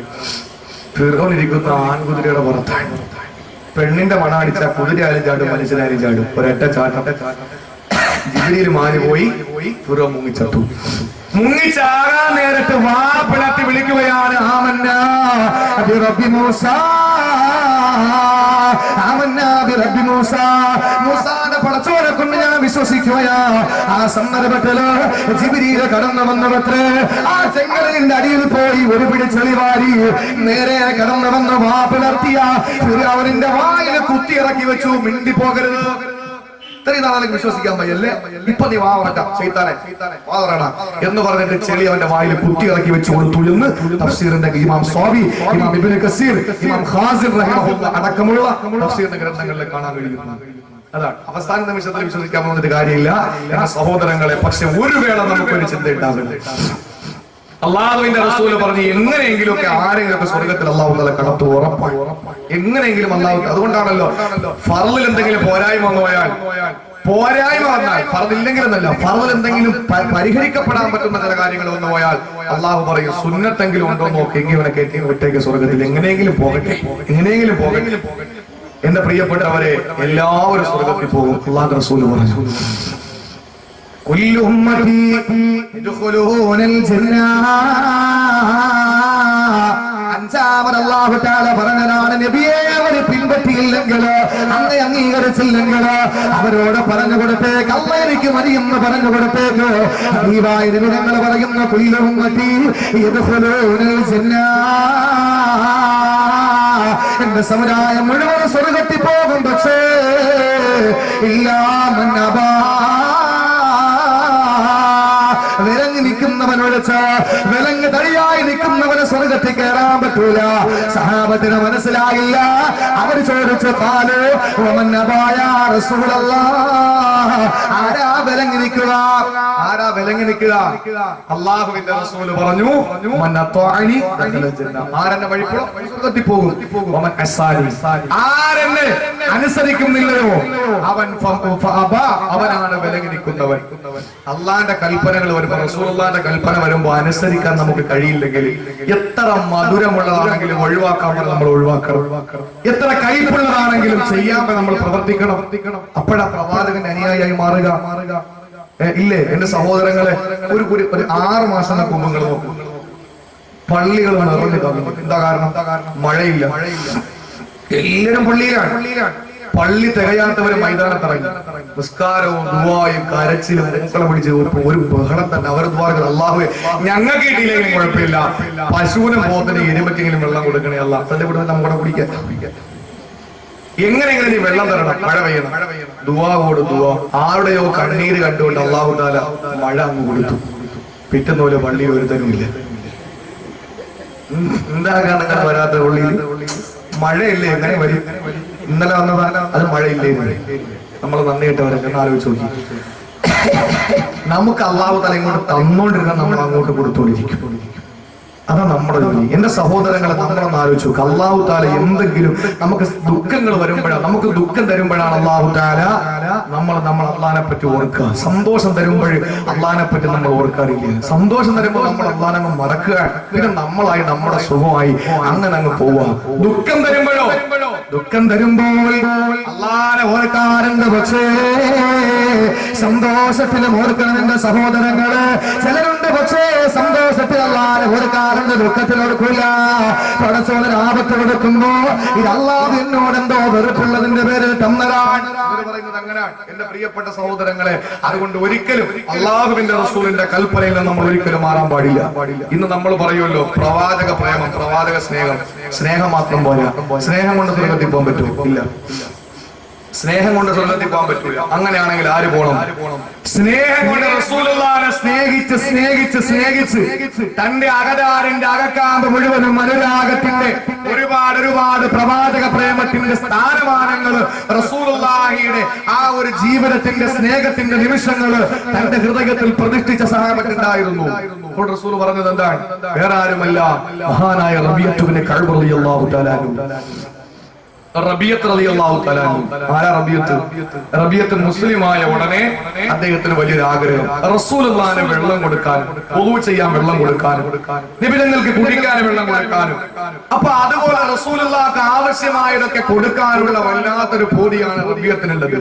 ആ അല്ലാഹുവിന്റെ റസൂലിന് വെള്ളം കൊടുക്കാൻ, വധുവിന്റെ വെള്ളം കൊടുക്കാൻ, കുടിക്കാനുള്ള വെള്ളം കൊടുക്കാൻ, റസൂലുള്ളാഹിനെ കുളിക്കാൻ വെള്ളമൊന്ന് ചൂടാക്കാൻ, ഭക്ഷണമൊന്ന് കൊടുക്കാൻ ഹബീബായ നബി തങ്ങളുടെ നിഴല് പോലെ നടന്നിരുന്ന സഹാബിയല്ലേ റബീഅത്ത് ഇബ്നു കഅബ് റളിയല്ലാഹു തആല അൻഹു. ഇന്ന് പ്രവാചക സ്നേഹിക്കുന്നവരാ ഞാനും നിങ്ങള്.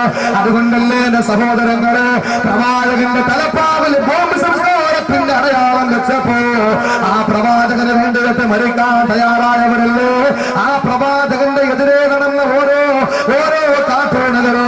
അല്ലാഹുവിന്റെ വിശുദ്ധമായ ഖുർആൻ പറഞ്ഞതുപോലെ സർവസത്യക്കാലം പ്രവാചകനെ സ്നേഹിക്കണമെന്ന് പറയുമ്പോൾ ആ ഒരു പ്രത്യേക ശാസ്ത്രത്തിന്റെ അനുയായികളായി മാറിയ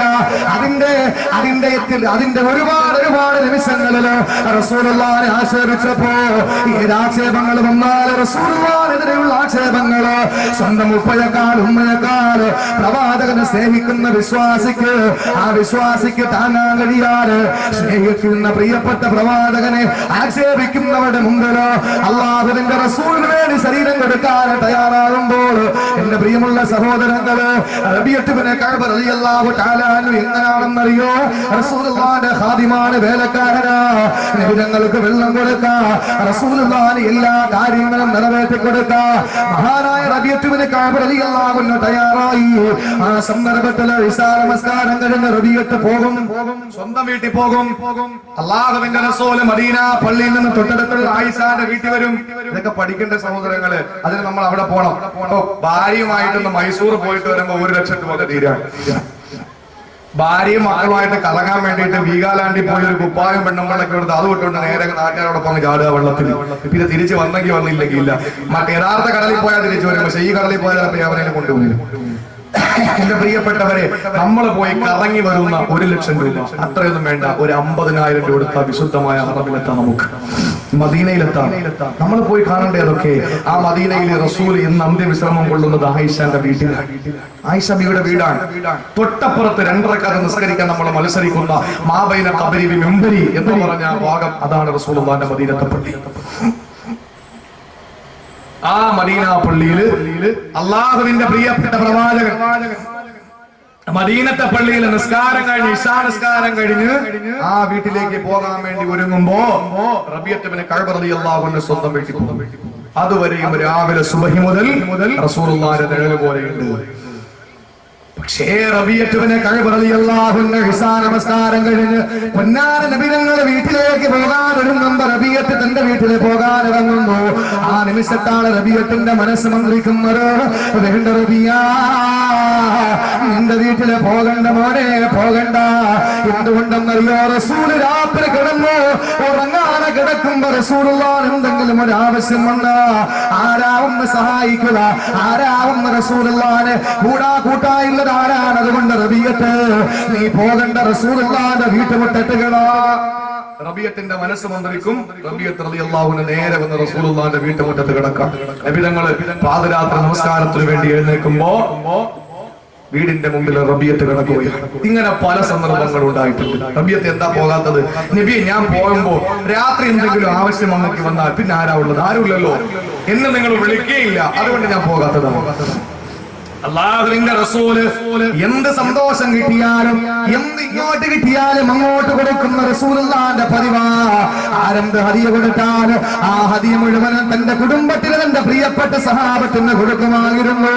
പക്ഷേ റസൂലുള്ളാഹി എന്ത് കിട്ടിയാലും ആരാണോ പ്രവാചകന് ഹദിയ കൊടുത്തത് അവർക്ക് തിരിച്ചു കൊടുത്ത് അവർക്ക് കൂടെ പ്രത്യുപകാരം ചെയ്യുമായിരുന്ന പ്രവാചകന് ഇതുപോലെ ഒരുപാട് സന്തോഷം പങ്കുകൊടുത്ത റബീഅത്ത് ഇബ്നു കഅബ് റളിയല്ലാഹു അൻഹുവിനെ വിളിച്ചിട്ട് ചോദിക്കുകയാണ്, റബീഅത്തേ, എന്നെ ഇത്രത്തോളം സ്നേഹിക്കുന്ന നിനക്ക് എന്നോട് എന്ത് വേണോ ചോദിക്കാം. എന്ത് വേണോ ചോദിച്ചോ, ഞാൻ അല്ലാഹുവിനെ വാങ്ങിത്തരാം. എന്ത് വേണോ ചോദിച്ചോ. റബീഅത്ത് റളിയല്ലാഹു തആല അൻഹു ആ സന്ദർഭത്തിൽ ചിന്തിച്ചു, ഞാൻ പാവപ്പെട്ടവനാണ്. സുഫത്തിന്റെ അഹ്ലുകാരിൽ എന്നെയും റസൂൽ ഉൾപ്പെടുത്തിയിട്ടുണ്ട്. പാവപ്പെട്ടവരാണ് സുഫത്തിന്റെ അഹ്ലുകാർ. അവർ അതിൽ നിന്നാണ് സൂഫിയാക്കൾ എന്ന പേര് വന്നത്.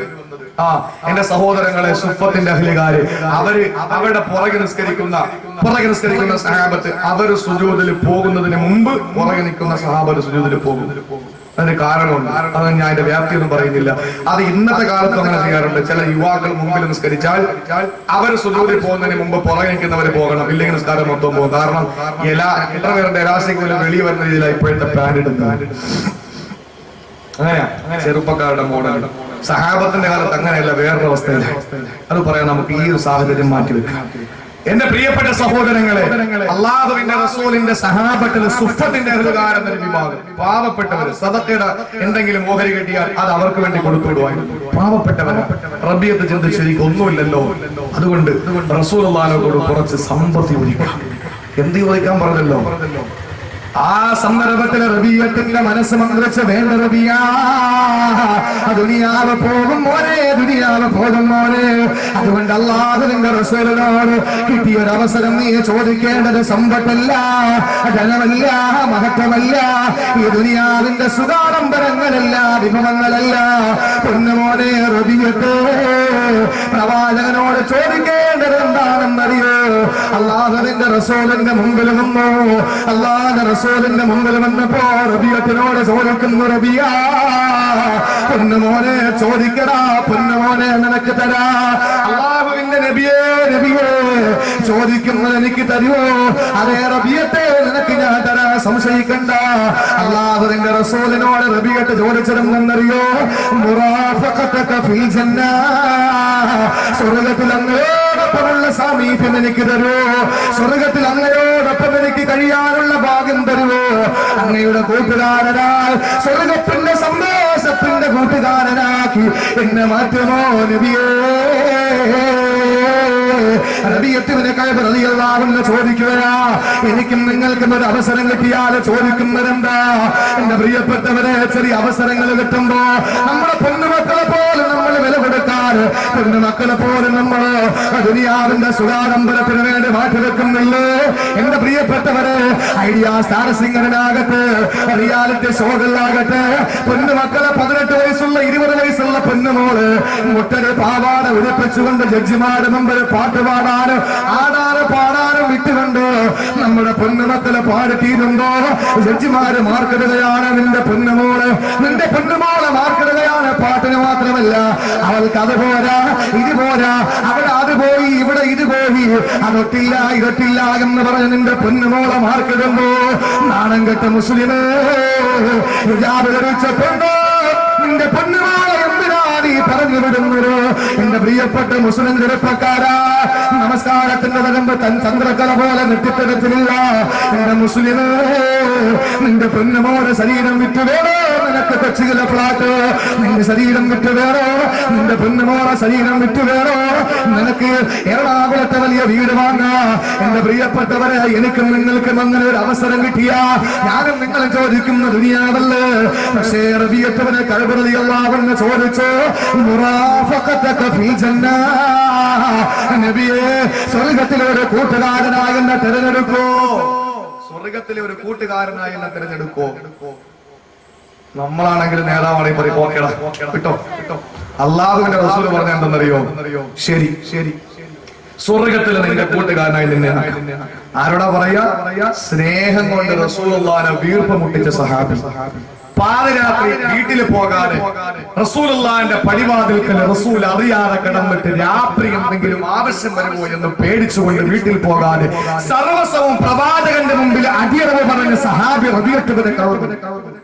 ആ സഹാബി അല്ലാഹുവിന്റെ പ്രിയപ്പെട്ട പ്രവാചകനോട് പറഞ്ഞത് സ്വർഗ്ഗത്തിൽ ഒരു കൂട്ടുകാരനാക്കണം.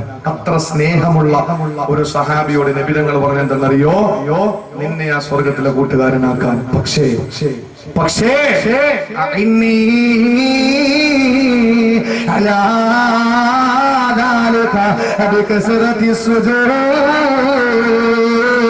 പൊന്നോനെ, നിന്നെ ഞാൻ സ്വർഗ്ഗത്തിലെ കൂട്ടുകാരനാക്കാം. പക്ഷേ നിസ്കരിച്ചുകൊണ്ട് എന്നെ സഹായിക്കോടാ. നമസ്കാരം നിലനിർത്തിയിട്ട് സുജൂദ് ചെയ്തെന്നെ ഒന്ന് സഹായിക്കടാ പൊന്നുപോലെ. എന്നാ നിന്നെ ഞാൻ സ്വർഗ്ഗത്തിൽ കൊണ്ടുപോകാം. ആരോടാ പറഞ്ഞത്? 1400 വർഷങ്ങൾക്ക് മുമ്പ് പ്രവാചകന്റെ റിസാലത്തിന്റെ പഞ്ചമതത്തിലേക്ക് നോക്കാനുള്ള ഭാഗ്യം കിട്ടിയ സഹാബത്തിൽ റസൂലുള്ളാഹിനെ സ്നേഹിച്ചിരുന്ന റബീഅത്തുബ്നു കഅബ് എന്ന് പറയുന്ന ഖാദിമായ അല്ലാഹുവിന്റെ റസൂലിന്റെ നിഴലായിരുന്ന സഹാബിയോട് പറയുന്ന സ്വർഗ്ഗത്തിൽ നിന്റെ കൂട്ടുകാരനാക്കാം. പക്ഷേ നിസ്കരിച്ചുകൊണ്ട് എന്നെ നീ സഹായിക്കണം. ഇബാദത്തില്ലാതെ പ്രവാചക സ്നേഹം കൊണ്ട് പറ്റുമോ സ്വർഗം? പറ്റുമോ? ഇല്ല ഇല്ല. നിസ്കരിക്കണം എങ്കിലേ കിട്ടൂ. ഇനി നിസ്കാരം മാത്രം മതിയോ? പ്രവാചക സ്നേഹം ഇല്ലാതെ നിസ്കാരമൊക്കെ ഉണ്ട്, ഭയങ്കര നിസ്കാരമാണ്, ബാങ്ക് കേട്ട അപ്പോഴുള്ള നിസ്കാരത്തിന്. പക്ഷെ പ്രവാചകനോടുള്ള സ്നേഹം കുറവാണ്. എനിക്ക് സ്വർഗം കിട്ടൂല. എന്റെ തെളിവെന്താണ്? ഒരാൾ വന്നിട്ട് പറഞ്ഞു, നബിയെ എന്നാ ലോകം അവസാനിക്കുക? ചിലരുടെ ചോദ്യം കേട്ടാ ഇപ്പൊ പോകാൻ വേണ്ടിട്ട് തയ്യാറായിരിക്കുക. എപ്പോഴാ ലോകം അവസാനിക്കുക? നബി തങ്ങൾ പറഞ്ഞു, എന്തെങ്കിലും ഉണ്ടാക്കി വെച്ചിട്ടുണ്ടോ കൊണ്ടുപോവാൻ? ചോദിച്ചല്ലോ. എന്നാ ലോകം അവസാനിക്കുക. നബി തങ്ങൾ ചോദിക്കുക, നീ എന്താ കൊണ്ടുപോകാൻ വേണ്ടി വെച്ചിരിക്കുന്നത്? നബിയെ, ഒരുപാട് നിസ്കരിച്ചിട്ടും ഒരുപാട് നോമ്പുടിച്ചിട്ടും ഒന്നുമില്ല എന്ന് പറഞ്ഞ സഹാബത്താണ് പറയുന്നത്. എന്ന് പറഞ്ഞാൽ തീരെ ഇല്ലെന്നല്ല, ഫർള് വേണ്ടിയിട്ടുണ്ട്, പിന്നെ ഒരുപാട് നിസ്കരിക്കാൻ അങ്ങയെ പോലെ നിസ്കരിക്കാൻ നമ്മളെ കൊണ്ട് കഴിഞ്ഞിട്ടില്ല. പക്ഷെ എങ്കിലും അള്ളാഹുവിന്റെ പ്രവാചകരെ എന്റെ ഹൃദയം മുഴുവനും അങ്ങാണ്. അള്ളാഹുവിന്റെ റസൂൽ പറഞ്ഞ നീ ആരെ ഇഷ്ടപ്പെടും. അപ്പൊ രണ്ട് കാര്യം വേണം സ്വർഗത്തിൽ നമുക്ക് പ്രവാചകനെ കിട്ടണമെങ്കിൽ. ഒന്ന് അള്ളാഹുവിന്റെ റസൂലിനെ നമ്മൾ സ്നേഹിക്കണം. രണ്ട് ആ പ്രവാചകന്റെ കൽപ്പനകൾ മുഴുവനും ജീവിതത്തിൽ പ്രവർത്തിച്ച് കാണിച്ചു കൊടുക്കണം.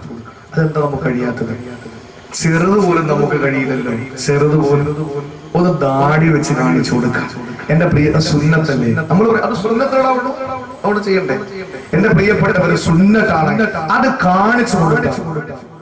അത് സുന്നത്ത് കാണിച്ചു കൊടുത്താൽ എന്റെ പ്രിയപ്പെട്ട സഹോദരങ്ങളെ, ജീവിതത്തിൽ നമ്മൾ പ്രവാചക പ്രേമികളാണ്, പ്രവാചകന്റെ അനുയായികളാണെന്ന് മറ്റുള്ളവരെ മനസ്സിലാകുന്ന രീതിയിൽ നമ്മൾ ആ ഒരു ഇസ്സത്തോടെ നമ്മൾ ജീവിക്കണം.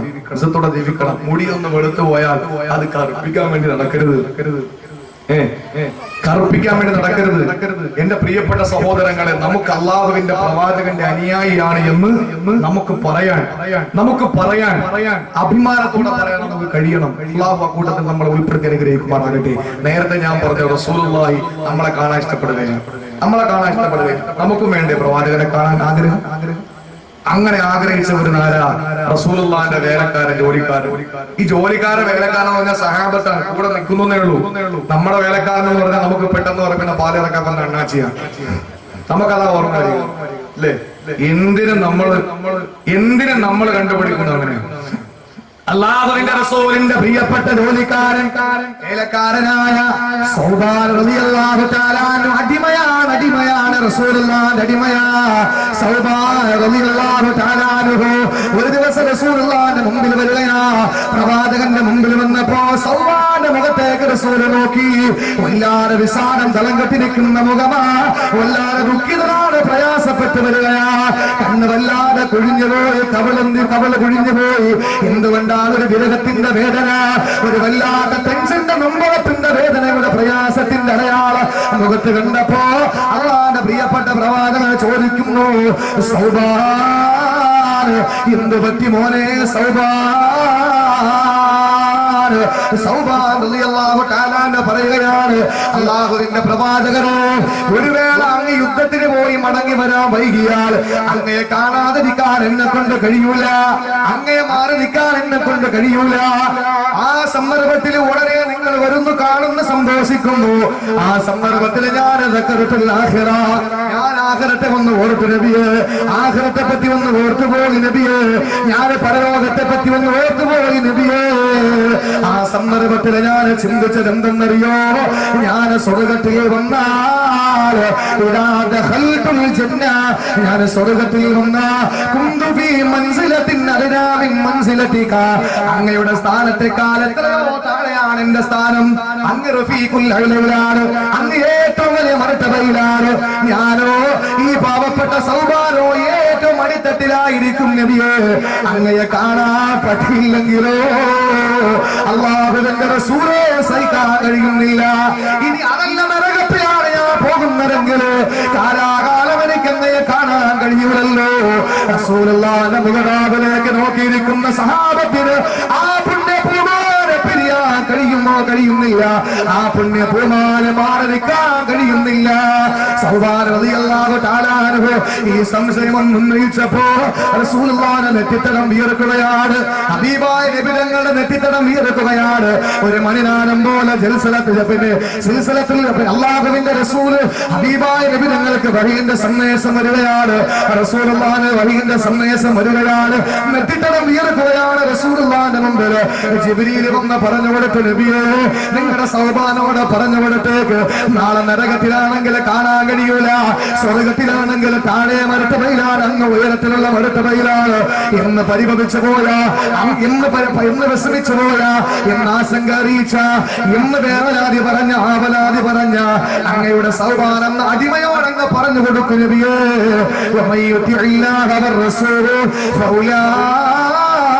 مع الذين أنعم الله عليهم من النبيين والصديقين والشهداء والصالحين وحسن أولئك رفيقا. അങ്ങ് പറഞ്ഞു കൊടുത്തേക്ക് നബിയെ, ആര് അള്ളാനെ വഴിപ്പെടുന്നു, റസൂലിനെ ആര് വഴിപ്പെടുന്നു, തീർച്ചയായിട്ടും അവര് പ്രവാചകന്മാരോടൊപ്പമാണ്, സഹാബത്തിനോടൊപ്പമാണ്, ശുഹദാക്കളോടൊപ്പമാണ്. അല്ലാഹുവിന്റെ റസൂൽ പറയും, പരിശുദ്ധ ഖുർആൻ പറയുന്നു, അവരല്ലേ നല്ല കൂട്ടുകാര്. അങ്ങനെ സൗബാൻ റളിയല്ലാഹുവിന് സന്തോഷമായി. അടുത്തുനിന്ന് അനസ് റളിയല്ലാഹുവിന് ചോദിച്ചു, നബിയെ നിങ്ങൾ പറഞ്ഞല്ലോ സന്തോഷമാണ് ഒരുമിച്ച് കൂടുന്നൊക്കെ, ഇത്രയും പേരവിടെ ഒരുമിച്ച് കൂടുമ്പോൾ ഞങ്ങൾ എവിടെയാ നോക്കുക, എവിടെ കണ്ടുപിടിക്കാൻ, എവിടെയാ ഞങ്ങൾ തിരയേണ്ടത്?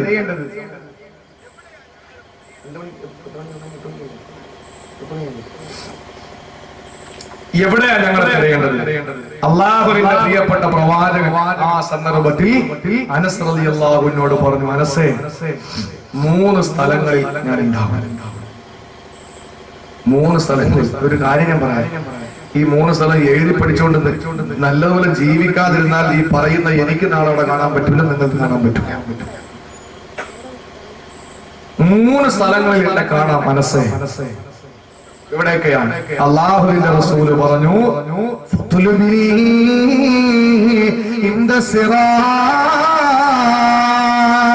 സിറാത്ത് പാലത്തിന്റെ ചാടത്തെന്നെ കാണാ മനസ്സേ, സിറാത്ത് പാലത്തിന്റെ ഭാഗത്ത് ഞാൻ ഉണ്ടാകും മനസ്സേ. ഏതാ സിറാത്ത്? 3000 വർഷത്തെ വഴി ദൂരമാണ്. 1000 വർഷം കയറ്റമല്ലോ, 1000 വർഷം സമനിരപ്പല്ലോ, 1000 വർഷം കുത്തിറക്കമാണ്. 3000 വർഷത്തെ വഴി ദൂരമാണ് സിറാത്ത്. 3000 വർഷത്തെ വഴി ദൂരം, അത്രേ ഉള്ളൂ. അതൊക്കെ ഞാൻ എപ്പോഴും ഓടിക്കടന്ന് ചോദിച്ചാൽ മതി, അങ്ങനെ ഓടിക്കടക്കാൻ പറ്റൂല. അവിടത്തെ ഒരു ദിവസം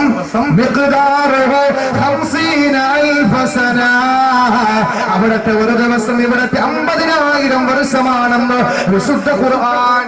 അവിടത്തെ ഒരു ദിവസം ഇവിടത്തെ 50,000 വർഷം. അപ്പൊ ആലോചിച്ച് നോക്കിയേ, 3000 വർഷം നടക്കണം, 1000 വർഷം കയറ്റം, 1000 വർഷം ദഖായിഖുൽ അഖ്ബാറിൽ നമുക്ക് കാണാൻ കഴിയും. 1000 വർഷം സമനിരപ്പും, 1000 വർഷം കുത്തറക്കം.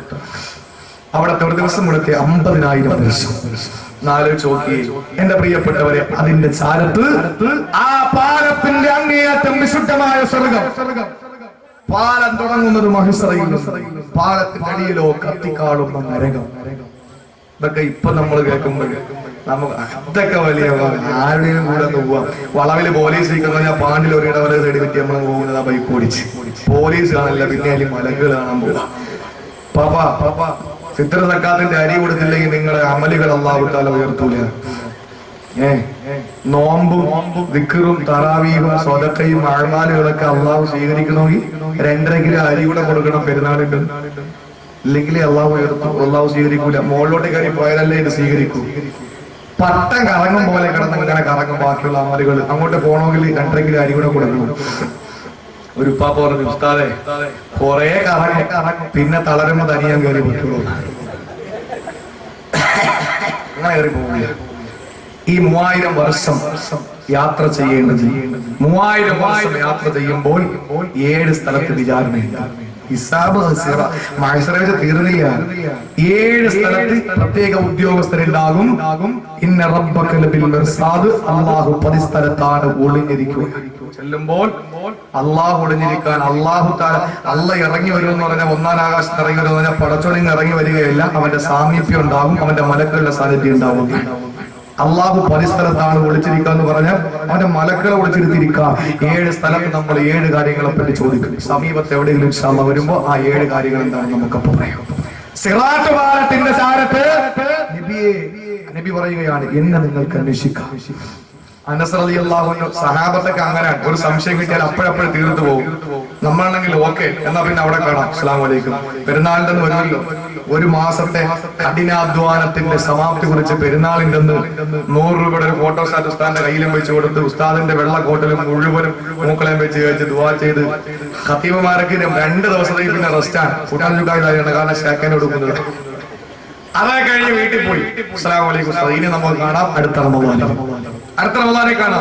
സ്ത്രീകള് തറാവി കഴിഞ്ഞ് സന്തോഷത്തോടെ പെരുന്നാളിന്റെ തലേ ദിവസം പിറ കണ്ടു എന്ന് അറിയിപ്പ് വരുമ്പോ ഭയങ്കരമായിട്ട് കെട്ടിപ്പിടുത്തും ദുആ ചെയ്യും. മക്കളെ ദ്വാരക്കണേ ആയിഷാക്ക് വേണ്ടി എന്നൊക്കെ പോലെ ദ്വാരക്ക് എന്താണ് ഈ കുപ്പായ നാളെ കഴിയും സൂപ്പർ വെയിറ്റ് നോക്കി അടുത്ത പിറകാണം കഴിഞ്ഞ് എടുക്കും. അതാണ് എന്റെ പ്രിയപ്പെട്ടവരെ, അള്ളാഹുവിന്റെ റസൂല് പറഞ്ഞു സിറാത്ത് നിങ്ങൾ അങ്ങ് നോക്ക്. അനസ് ചോദിച്ചു നബിയെ നിങ്ങൾ അങ്ങനെ പറഞ്ഞിട്ടങ്ങ് പോകും, അവിടെ കണ്ടില്ലെങ്കിലും? നമ്മളെല്ലാം കൂടെ സിറാത്തിനകത്ത് നിങ്ങൾ അവിടെ കണ്ടില്ല യാദൃച്ഛികമായിട്ട്, ഞങ്ങൾ എന്താ ചെയ്യാ? പെട്ടുപോയി. അള്ളാഹുവിന്റെ റസൂല് പറഞ്ഞു വിഷമിക്കണ്ട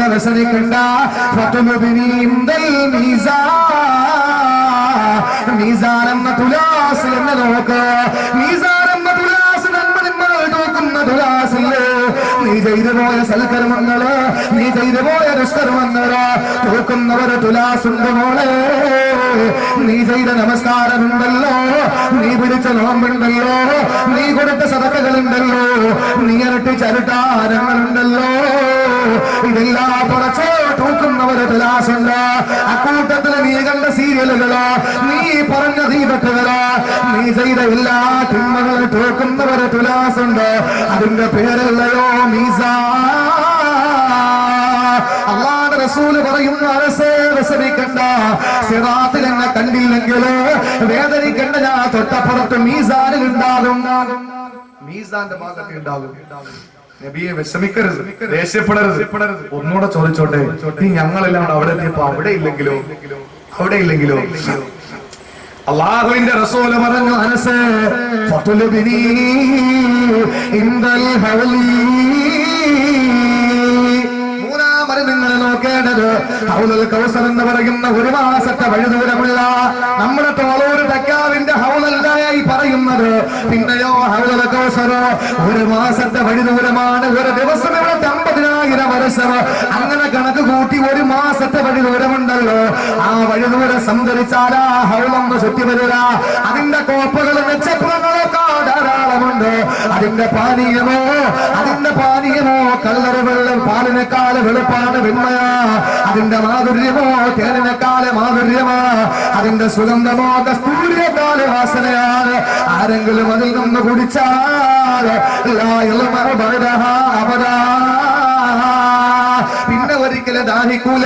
പിന്നെ ഒരിക്കലും ദാഹിക്കൂല. എന്റെ പ്രിയപ്പെട്ടവരെ, ഹൗലുൽ കൗസറിന്റെ സ്ഥാനത്ത് എന്നെ നോക്കണേ. ഈ സന്ദർഭത്തിൽ നബി തങ്ങള് സഹാബത്തിന്റെ അടുത്ത ചോദ്യം മനസ്സിലാക്കിയിട്ട് പറഞ്ഞു, സഹാബത്തെ ഈ 3-4 സ്ഥലത്തല്ലാതെ ഞാൻ ഉണ്ടാവൂല, വിഷമിക്കണ്ട, ഈ ചോദ്യങ്ങൾ ചോദിക്കണ്ട, ഈ 3-4 ഭാഗത്ത് ഞാൻ ഉണ്ടാകും. മനസ്സേ, ഈ 3 ഭാഗത്ത് ഞാൻ ഉണ്ടാകും, എവിടെയെങ്കിലും സത്യങ്ങൾ ഉണ്ടാവും. അള്ളാഹുവിന്റെ റസൂല് പറഞ്ഞു മീസാൻ നമുക്ക് വിശദീകരിക്കണം. മീസാൻ ആരുടെ നന്മ തൂങ്ങുന്നോ അവരെ വിജയിച്ചു, ആരുടെ തിന്മ തൂങ്ങുന്നു അവർ പരാജയപ്പെട്ടു. നന്മ തൂങ്ങാൻ എന്ത് ചെയ്യണം, തിന്മ തൂങ്ങാതിരിക്കാൻ എന്ത് ചെയ്യണം, അത് ഇൻഷാ അല്ലാഹ് വേറെ എവിടെയെങ്കിലും പറയാം. ഒപ്പം ഒരു കാര്യം ഞാൻ പറഞ്ഞിട്ട് പോകും, അവിടെ എല്ലാവർക്കും അല്ലാഹുവിന്റെ റസൂല് വെള്ളം കോരി കൊടുക്കും. അള്ളാഹുവിന്റെ റസൂലിന് കിട്ടിയ ഹൗദുൽ കൗസറിൽ വെള്ളം കൊടുക്കും. പക്ഷേ ഒരു വിഭാഗം വരുമ്പോ റസൂല് പറയും മാറിക്കാൻ തരില്ല. അതാരാ? ആര് ചെന്നാലും വെള്ളം അള്ളാഹുവിന്റെ റസൂല് കോരി കൊടുക്കും. പക്ഷേ ഒരു വിഭാഗം വരുമ്പോൾ അള്ളാഹുവിന്റെ സഹോദരിമാരെ ശ്രദ്ധിച്ച് കേട്ടോ, റസൂല് പറയും മാറി നിൽക്ക്, തരൂല. ഹൗദിൽ നിന്ന് ആട്ടി ഓടിക്കുമെന്ന് നബി മുഹമ്മദ് മുസ്തഫ. അത് വേറെ ആരുമല്ല, തൊട്ടപ്പുറത്തെ പെങ്ങൾ നിന്റെ കിണറ്റിൽ നിന്ന് വെള്ളം കോരാൻ വരുമ്പോ തൊട്ടിയും കയറും എടുത്ത് മാറ്റി വെക്കുന്ന പെണ്ണ്. ആദരവായ പ്രവാചകൻ പഠിപ്പിക്കുന്നു, മറ്റുള്ള സഹോദരങ്ങൾക്ക് നീ ഒരു തുള്ളി വെള്ളം മുടക്കിയോ എന്നാ നിനക്ക് ഹൗദിൽ നിന്ന് മാറ്റി ഓടിക്കുമെന്ന് ആദരവായ പ്രവാചകൻ നബി മുഹമ്മദ് മുസ്തഫ. ഒരു തുള്ളി വെള്ളം യോജിച്ചു വരുന്ന, ഒരു തുള്ളി വെള്ളം യാചിച്ചു വരുന്ന പാവപ്പെട്ട സമുദായത്തിന് വെള്ളം കുടിക്കാൻ കൊടുക്കാതെ അവർക്ക് വെള്ളം കുടിക്കാനുള്ള മടിയായ ദാഹജലം കൊടുക്കാൻ കൊടുക്കാതെ മാറി നിൽക്കുന്ന എന്റെ സഹോദരിമാരോട് ചോദിക്കട്ടെ, വീട്ടിന്റെ കൊട്ടാരത്തിന്റെ വലിയ വാതിൽക്കൽ വന്ന് കാലിംഗ് ബെല്ലടിക്കുമ്പോ അവന്റെ വേഷഭൂഷാദികൾ കാണുമ്പോ നിന്റെ വിമ്മറപ്പടിയിൽ നിന്റെ സിറ്റ് ഔട്ടിൽ കയറ്റിയിട്ടാൻ കൊള്ളാത്തവനാണ് വന്നതെന്ന് മനസ്സിലാക്കുമ്പോ അവനെ ഇറക്കി വിടുന്ന എന്റെ പ്രിയപ്പെട്ട സഹോദരങ്ങള്, പാവപ്പെട്ട സഹോദരിമാര്, ഈ ജലക്ഷാമം വന്നപ്പോ എത്രയോ സഹോദരിമാരാണ് മണിക്കൂറുകളോളം കുടവുമായിട്ട് പാവപ്പെട്ട സഹോദരിമാര് മുനിസിപ്പാലിറ്റിയുടെ പഞ്ചായത്തിന്റെ വെള്ളത്തിന്റെ മുമ്പിൽ കൂടിക്കേണ്ടി വന്നത്. ആ സന്ദർഭത്തിൽ അല്ലാഹു തആല ധാരാളമായി സുലഭമായി വെള്ളം കൊടുത്ത ഏതോ ഒരു സമ്പന്നന്റെ വീട്ടിന്റെ മുമ്പിൽ ആ വീട്ടിൽ ചെന്ന് വെള്ളം കോരാൻ ചോദിച്ചപ്പോ ഞങ്ങളുടെ വെള്ളം തീർന്നു പോയാൽ ആരാ സഹായിക്കാനെന്ന് പറഞ്ഞിട്ട് തൊട്ടിയും എടുത്ത് അകത്തുകൊണ്ട് വെച്ചിട്ട് മോട്ടറിന്റെ കണക്ഷൻ മാറ്റിയിട്ട് എന്റെ പ്രിയപ്പെട്ട സഹോദരിമാര് ഈ സമുദായത്തിൽ ഉണ്ടാകുമ്പോൾ അവര് നാളെ അള്ളാഹുവിന്റെ റസൂലിന്റെ ഹൗദുൽ കൗസറിന്റെ ചാരത്ത് വരുമ്പോൾ നിബിധങ്ങൾ പറയും തരില്ല, നിബിധങ്ങൾ പറയും തരില്ല. എന്റെ പെങ്ങളെ, അല്ലാഹു തആല നമ്മുടെ വലം കൈയിൽ തന്ന വലം കൈ മേൽക്കാക്കിയ മൃഗങ്ങൾ അവർക്ക് വെള്ളം കൊടുക്കാതിരുന്ന, ആട് കരയുമ്പോൾ, ആട് വിളിക്കുമ്പോ, പശു കരയുമ്പോ, പോത്ത് വിളിക്കുമ്പോ അതിന് ഒരു തുള്ളി വെള്ളം കൊടുക്കാതിരുന്നാൽ എന്റെ പെങ്ങളെ, നിനക്ക് അല്ലാഹുവിന്റെ റസൂലിന്റെ ഹൗദിൽ നിന്ന് വെള്ളം കിട്ടില്ല മോളെ. അതുകൊണ്ട് വെള്ളം ആര് കൊടുക്കുന്നു അവർ കൊടുത്തേക്കണം. വെള്ളം കുടിക്കാനാണല്ലോ നമ്മുടെ മുമ്പിൽ വന്ന് കൈനീട്ടുന്നത്. പിന്നെ ഒരു കാര്യം, ചിലരെ കാണുമ്പോ നമുക്കറിയാം, ചോറ് കഴിച്ചിട്ട് കുറെ ദിവസമായി, വെള്ളം കുടിച്ചിട്ട് കുറെ ദിവസമായി, പൈസ വേണമെന്ന് പറഞ്ഞാൽ അവനെ പിടിച്ച് അടുത്ത കടയിൽ കൊണ്ട് കയറ്റിയിട്ട് ഭക്ഷണം വാങ്ങി വെള്ളം വാങ്ങിച്ചു കൊടുക്കണം. ഇല്ലെങ്കിൽ അവൻ മറ്റേ വെള്ളം കുടിക്കും, പൈസ കൊണ്ടുപോയി. അതാ കൈനീട്ടി വരുന്നവൻ അവന് വെള്ളം നമ്മൾ ആഹാരം നമ്മൾ വാങ്ങി കൊടുക്കണം. ഇല്ലെങ്കിൽ അവൻ കൊണ്ടുപോയി മദ്യപിക്കും. അതിന് നമ്മൾ സമാനം പറയേണ്ടി വരും. എന്റെ പ്രിയപ്പെട്ട സഹോദരങ്ങളെ, ചുരുക്കി പറഞ്ഞാൽ നമ്മൾ ജനങ്ങളുമായിട്ടൊന്ന് ഇറങ്ങി പ്രവർത്തിക്കണം. ജനങ്ങളുടെ വിഷമം നമ്മൾ മനസ്സിലാക്കണം. അവരുമായിട്ട് നമ്മളൊന്ന് അവര് നമ്മളുമായിട്ടുള്ള ഒരു ബന്ധം ഉണ്ടാക്കണം. എങ്കിലാണ് പ്രവാചകന്റെ ജീവിതത്തിൽ നമുക്ക് അള്ളാഹുവിന്റെ റസൂലിനെ മനസ്സിലാക്കാൻ കഴിയുക. അതുകൊണ്ടാണല്ലോ നോമ്പ് പോലും നിർബന്ധമാക്കിയത്. നിങ്ങൾ നോമ്പ് നിർബന്ധമാക്കപ്പെട്ടത് നിങ്ങൾ പാവപ്പെട്ടവന്റെ വിശപ്പുകളൊന്നും മനസ്സിലാക്കണം. 12 മണിക്കൂർ പട്ടിണി കിടന്നിട്ടൊന്ന് മനസ്സിലാക്ക്. അത് നമുക്കൊന്നും മനസ്സിലാവൂല. കാരണം എന്താ, മഗ്‌രിബിന്റെ സമയം മുതൽ ചാപ്പാട് തുടങ്ങിയാൽ സുബഹിയുടെ സമയം വരെ തീറ്റിയാണ്, ഇല്ലേ? അത് നമ്മുടെ സ്വഭാവമാണ്, ഇല്ലേ? ജീവിതത്തിൽ ഏറ്റവും നല്ല ബാങ്ക് ഏതാ? ഇഷ്ടപ്പെട്ട ബാങ്ക്, വെറുപ്പുള്ളൊരു ബാങ്ക്, ഓ സുബഹിയുടെ ബാങ്ക്. അത് കേൾക്കാൻ തന്നെ ഒരു അസ്വസ്ഥതയാണ് ചിലർക്ക്. എന്നാൽ ബാങ്ക് ഇഷ്ടപ്പെട്ട ഒരു ബാങ്കുണ്ട്, അത് വർഷത്തിൽ ഒരു മാസം ഒരു വക്കത്തിന് കിട്ടും. റമളാനിന്റെ മഗ്‌രിബിന്റെ ബാങ്ക്. അത് കേൾക്കാൻ വേണ്ടി നമ്മൾ കാതോർത്തിരിക്കും, നോമ്പ് തുറക്കാൻ.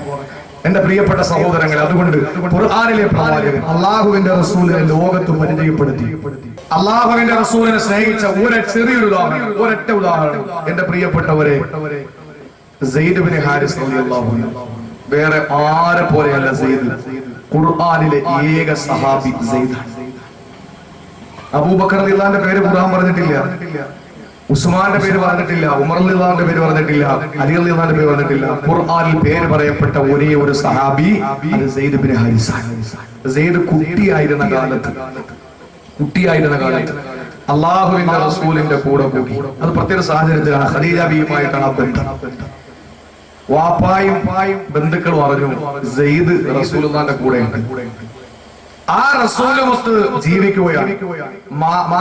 മകൻ നഷ്ടപ്പെട്ട വേദനയിൽ മാതാപിതാക്കൾ കഴിയാണ്. ആ സന്ദർഭത്തിൽ വാപ്പായും കൊച്ചാപ്പായും അമ്മാച്ചന്മാരും എല്ലാവരും കൂടി റസൂലുള്ളാഹിന്റെ മുമ്പിൽ വന്നിട്ട് പറഞ്ഞു, മുഹമ്മദേ, ഞങ്ങളുടെ സെയ്ദിനെ വിട്ടുതരണം. റസൂല് പറഞ്ഞു, ഞാനൊന്നും പറയില്ല, സെയ്ദ് വരുമെങ്കിൽ വിളിച്ചോട്ട് വെക്കും. ആ സന്ദർഭത്തിൽ സെയ്ദ് റളിയല്ലാഹു തആല കടന്നു വരികയാണ്. സെയ്ദ് റളിയല്ലാഹു അൻഹു ദൂരം നോക്കുമ്പോൾ ഉപ്പയാണ്, കൊച്ചാപ്പയാണ്, മാമമാരാ. റസൂലുള്ളാഹിന്റെ കയ്യിൽ നിന്ന് നടത്തിയെടുക്കാനുള്ള കൊടിയോട് അല്ലാഹുവിന്റെ റസൂലിന്റെ മുമ്പിൽ നിന്ന് പിടിച്ചു വാങ്ങിക്കൊണ്ട് പോകാൻ ഇലാ ഹബീബായ നബി തങ്ങളുടെ ചാരത്ത് വന്നിരിക്കുകയാണ്. ആ സന്ദർഭത്തിൽ സെയ്ദ് ബിൻ ഹാരിസ് റളിയല്ലാഹു തആല പറയുകയാണ്, നബിയേ, ഒരിക്കലും ഞാൻ പോകൂല. അങ്ങയോടുള്ള ജീവിതം എനിക്ക് മടുത്ത്, അങ്ങയോടുള്ള ജീവിതം എനിക്ക് മതിയാകില്ല.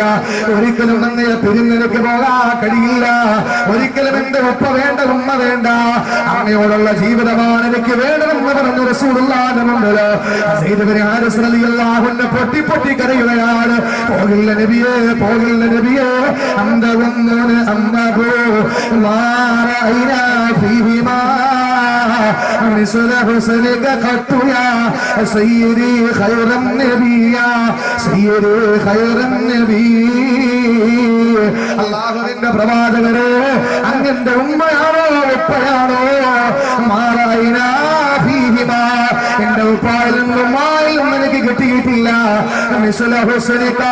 അങ്ങ് തരുന്ന സ്നേഹം, അങ്ങ് തരുന്ന കാരുണ്യം ഒരിക്കലും എനിക്ക് എന്റെ ഉപ്പായിൽ നിന്ന് കിട്ടിയിട്ടില്ല. അള്ളാഹുവിന്റെ റസൂലിന്റെ മുമ്പിൽ നിന്ന് പോകാൻ മടി കാണിച്ച സെയ്ദ് വാപ്പ വിളിച്ചപ്പോഴാ പോകാൻ മടി കാണിച്ചത്. ഖുർആനിൽ പേര് പരാമർശിക്കപ്പെട്ടു. അതങ്ങനെ ദീനിനെ സഹായിച്ചാൽ എല്ലാവരും നമ്മളെ സ്മരിക്കും. ദീനിനെ സഹായിച്ചാൽ എല്ലാവരും നമ്മളെ സ്മരിക്കും. കഅബാലത്തിൽ കയറി മൂത്രമൊഴിച്ച ഒരാൾ എല്ലാവരും ഓടിച്ച് അടിക്കാൻ തുടങ്ങി. അയാൾ പറഞ്ഞു, അടിച്ചോ കുഴപ്പമൊന്നുമില്ല, ഞാൻ കാണിച്ചത് തെറ്റാണ്. കഅബയിൽ കയറി മൂത്രമൊഴിച്ചു. പക്ഷേ ചോദിക്കണ എന്തിനാ മൂത്രമൊഴിച്ചത്, എന്തൊക്കെ അടിച്ചോ? എന്താ നീ മൂത്രമൊഴിച്ചത്? ഇവിടെ ലോകത്ത് അറിയപ്പെടണമെങ്കിൽ ഒന്നുകിൽ നല്ലതില്ല, അതെന്നെ കൊണ്ട് പറ്റുന്നില്ല, ഇല്ലെങ്കിൽ ഏറ്റവും വലിയ കറാമുറപ്പാണ്. അപ്പൊ ഞാൻ കാണിച്ചു ലോകത്ത് അറിയപ്പെടാൻ വേണ്ടിയിട്ട്. ചിലരൊക്കെ പറയുമല്ലോ, എന്നെ അങ്ങനെ തൊട്ടു ഇങ്ങനെ തൊട്ടു. സ്വാലിഹത്തായ സ്ത്രീകൾ ഒരാരും കണ്ടിട്ടുമില്ല, തൊട്ടിട്ടുമില്ല, അവരാരും കേട്ടിട്ടുമില്ല അവരെ പറ്റി. എന്റെ പ്രിയപ്പെട്ടവരെ, ലോകത്ത് അറിയപ്പെടാൻ വേണ്ടിയിട്ട് ഓരോന്ന് കാണിക്കുന്നില്ല. ലോകത്ത് അറിയപ്പെടാൻ വേണ്ടിയിട്ട് അല്ലാഹുവിന്റെ ദീനിനെ സഹായിച്ചാൽ ഇൻഷാഅല്ലാഹ് ലോകം മുഴുവനും അവരെ സ്മരിക്കും. അതല്ലേ അർഖം റളിയല്ലാഹു അൻഹു സഫയിൽ നിന്ന് മർവയിലേക്ക് പോകുമ്പോൾ നമുക്കറിയാം, വലതുഭാഗത്ത് ഒരു വാതിലുണ്ട്. അർഖമിന്റെ വീടാണ്. അവിടെ നിന്നാ ദീനിന്റെ പരസ്യമായിട്ടുള്ള പ്രബോധനം ആരംഭിക്കാം. അവിടെ നിന്നാണ് കഅബാലയത്തിന്റെ 4 ഭാഗത്തെ കടല കുറച്ചുകൊണ്ടിരുന്ന മക്കാക്കാരുടെ മുമ്പിൽ ഉമർ ഇബ്നുൽ ഖത്താബ് റളിയല്ലാഹു അൻഹു പരസ്യമായിട്ട് മാർച്ച് തുടങ്ങിയത് അർഖമിന്റെ വീട്ടിൽ നിന്നാണ്. ഈ അർഖം റളിയല്ലാഹുവിന്റെ വീട്ടിൽ നമ്മൾ ഏത് പള്ളിയിൽ നിസ്കരിച്ചാലും കിട്ടുന്നതിനേക്കാൾ 1 ലക്ഷം ഇരട്ടി പ്രതിഫലം അർഖമിന്റെ വീട്ടിൽ നിസ്കരിച്ചാൽ കിട്ടും. കാരണം അർഖം റളിയല്ലാഹുവിന്റെ വീട് ഹറമായി ഇസ്ലാമിനെ സഹായിച്ചപ്പോൾ. ബാബു സലാമി എന്ന് പുറത്തിറങ്ങുമ്പോൾ റസൂൽ ജനിച്ച വീടാണെന്ന് പറഞ്ഞ് ഇന്നിപ്പോ ഒരു മക്തബയാക്കി മാറ്റിയിട്ടുള്ള ഒരു വീടുണ്ട്. അതിന്റെ തൊട്ടപ്പുറത്തെ ഡിജിറ്റൽ മോഡലിൽ എഴുതപ്പെട്ട ഒരു ബാത്റൂം ഉണ്ട്. ആ ബാത്റൂം ആരുണ്ടെന്നറിയോ? അത് അബൂജഹലിന്റെ വീടാണ്. അബൂജഹൽ ഇസ്ലാമിനെ പരിഹസിച്ചു, ദീനിനെ കളിയാക്കി, അള്ളാഹുവിന്റെ റസൂലിനെ ആക്ഷേപിച്ചു. അവന്റെ വീട് കക്കൂസാക്കി. ദീനിനെ സഹായിച്ച അവന്റെ വീട് അല്ലാഹു ഹറമാക്കി. ഇത് ഞാൻ കഴിഞ്ഞ വെള്ളിയാഴ്ച പള്ളിയിൽ പറഞ്ഞപ്പോൾ ഒരാൾ ഒരു വയസ്സം വന്നിട്ട് പറഞ്ഞു, ഉസ്താദേ ഞാൻ 6 തവണ ഹജ്ജിന് പോയി, എനിക്ക് മൂത്രത്തിന്റെ അസുഖങ്ങളുള്ളതാണ്, പക്ഷേ ഓർത്തില്ല ഉസ്താദേ, എനിക്ക് അവന്റെ വീട്ടിലാണ് പഠിക്കുന്നതെന്നും പറഞ്ഞ് ഓർത്ത് മൂത്രം ഒഴിക്കുന്നത് പറ്റില്ല. അടുത്ത വർഷത്തേക്ക് ഞാൻ കൊടുത്തിരിക്കാൻ, എനിക്ക് മൂത്രം ഒഴിക്കാനെങ്കിലും ഒരു കാര്യം എടുത്തപ്പെടാം. അത്ര ഭാഷ ലോക അവസാനിക്കുന്ന സമയം വരെയും വിശ്വാസികൾ അതേ ഓർമ്മയോടെ മൂത്രമൊഴിച്ച അബൂജഹലിന്റെ വീട് നാട്ടിക്കുമ്പോ തൊട്ടപ്പുറത്ത് അർഖം റളിയല്ലാഹുവിന്റെ വീട് ഹറമാണ്. ആദരവോടെ തൽബിയത്തിന്റെ മന്ത്രോച്ചാരണത്തോടെ മറുവയിലേക്ക് ഓടുന്ന മുസ്ലിമേ, നീ അർഖം റളിയല്ലാഹുവിന്റെ വീട്ടിന്റെ മുമ്പിലാണ് നിൽക്കുക. അത് അല്ലാഹു തആല എത്ര ഉയർത്തി. നമ്മൾ നല്ലത് കാണിച്ചു കൊടുക്കുക. മൻ അത്വഅനി ദഖലൽ ജന്ന. ആര് നല്ലത് കാണിക്കുക സ്വർഗ്ഗത്തിലാണ്. എല്ലാവരും അവനെ സ്മരിക്കും. വമൻ അസ്വാനി ഫഖദ് അബാ. ആര് തെറ്റ് ചെയ്യോ അവൻ വിലങ്ങനിക്കും, അവന് സ്വർഗ്ഗത്തിൽ പോകാൻ പറ്റൂല. ലോകം മുഴുവനും അവനെ മോശമായ രീതിയിൽ ചിത്രീകരിക്കും. നമ്മൾ മരിച്ചു പോയാൽ നമുക്ക് വേണ്ടിയിട്ട് കരയാൻ ആകാശഭൂമികൾ വേണം. നമുക്ക് വേണ്ടി കരയാൻ നമുക്ക് ആകാശഭൂമികൾ ഉണ്ടാകണം. നിസ്കാരപ്പായ കരയണം, മുസല്ല കരയണം, തസ്ബീഹുമാല കരയണം, ഖുർആൻ കരയണം. ചിലര് മരിച്ചാലും ആകാശഭൂമികൾ കരയൂല. നമ്മൾ മരിച്ചാൽ കരയുന്ന ഒരേ ഒരു കൂട്ടരെ കാണൂ, നമ്മളെ കടം കൊടുക്കാനുള്ളവർ മാത്രം. പോയില്ലേ, ഇനി ആരാ തരിക? ഷാജാമന്നേക്ക് ഒരുപാട് കാര്യം. എന്റെ സഹോദരങ്ങളെ, ചിലര് കരയും, നമുക്ക് കടം കൊടുക്കാനുള്ളവരൊക്കെ കരയും, അല്ലാത്തവരെ നമുക്ക് വേണ്ടി കരയൂല. പോരാ, നമ്മുടെ ഭാര്യ കരയണ്ട. ഭാര്യ കരയുന്നത് എനിക്ക് ആരെന്ന് ചോദിച്ചിട്ടാണ്. എന്റെ മാപ്പിള പോയി, ഇനി എന്നെ ആര് കെട്ടി 2ാം കെട്ടുകാരി ആയി പോയി എന്ന് പറഞ്ഞാൽ അവള് കരയുന്നത്. നമുക്ക് വേണ്ടി കരയേണ്ടത് ആരാ? ആകാശഭൂമികളാ കരയേണ്ടത്, ആകാശഭൂമികളാ കരയേണ്ടത്. ആർക്ക് കരഞ്ഞതുപോലെ സഅദ് കരഞ്ഞതുപോലെ ആകാശം കരയണം, ഭൂമി കരയണം, മനസ്സ് കരയണം, കുർസ് കരയണം, കരയണം, കലമ കരയണം, ആകാശഭൂമികളെ ഏങ്ങി കരയണം. അല്ലാഹുവിന്റെ വിശുദ്ധ ഖുർആൻ നമ്മളെ ഓർത്തുകൊണ്ട് പൊട്ടി പൊട്ടി കരയണം. എന്റെ പെങ്ങള്, ഇന്നലെ വരെ എന്നെ നിവർത്തി വെച്ച് ഓടിയവരല്ലേ ഖദീജ മരണപ്പെട്ടു പോയി, എന്നെ നിവർത്തി വെച്ച് ഓടിയ ഫാത്തിമ മരണപ്പെട്ടു പോയി. അല്ലാഹുവേ, എന്നെ ഒരു ദിവസം പോലെ കരയിൽ വെക്കാത്തവളാ മരിച്ചുപോയി എന്ന് പറഞ്ഞ ഖുർആൻ നമ്മളെ ഓർത്ത് കരയണം. പെണ്ണ്, അതല്ലാതെ നമ്മളെന്ന് മരിച്ചുപോയാ മംഗളമല്ലേ കരയുന്നത്, മനോരമയല്ലേ, വനിതയല്ലേ, ഞാനല്ലേ കരയുന്നത്. മോളെ, നീ മരിച്ചു പോയാ നിനക്ക് വേണ്ടി കരയാ ഖുർആൻ വേണം. മോളെ, ആ ഖുർആൻ നിനക്ക് വേണ്ടി കരയണം. അതുപോലെ വിശുദ്ധമായ നമസ്കാര കുപ്പായം നിനക്ക് വേണ്ടി കരയണം. ആ രീതിയിൽ നമ്മളായി മാറണം. എങ്കിലേ പ്രവാചക പ്രേമികളായി നമ്മൾ മാറൂ. അല്ലാഹു കൂട്ടത്തിൽ നമ്മൾ ഉൾപ്പെടുത്തി അനുഗ്രഹിക്കുമാറാകട്ടെ. കടലായ പടച്ചവനെ, കാരുണ്യവാനായ അല്ലാഹുവേ, ഞങ്ങളെ ചൊല്ലി സ്വലവാത്ത് സലാമുകളെ സ്വീകരിക്കണേ അല്ലാഹ്. അല്ലാഹുവേ, പടച്ചവനെ, അങ്ങ് മദീന മുനവറയിലെ പച്ചക്കുമ്പയുടെ ചുവട്ടിൽ അന്ത്യവിശ്രമം കൊള്ളുന്ന ഞങ്ങളുടെ പ്രിയപ്പെട്ട നേതാവിന്റെ സമക്ഷത്തിൽ യാ അല്ലാഹ് ഈ പാതിരാത്രി തന്നെ എത്തിച്ചു കൊടുക്കണേ അല്ലാഹ്. അല്ലാഹുവേ, ഇവിടെ ഒരുമിച്ചുകൂടി ഞങ്ങൾ ഓരോരുത്തരുടെയും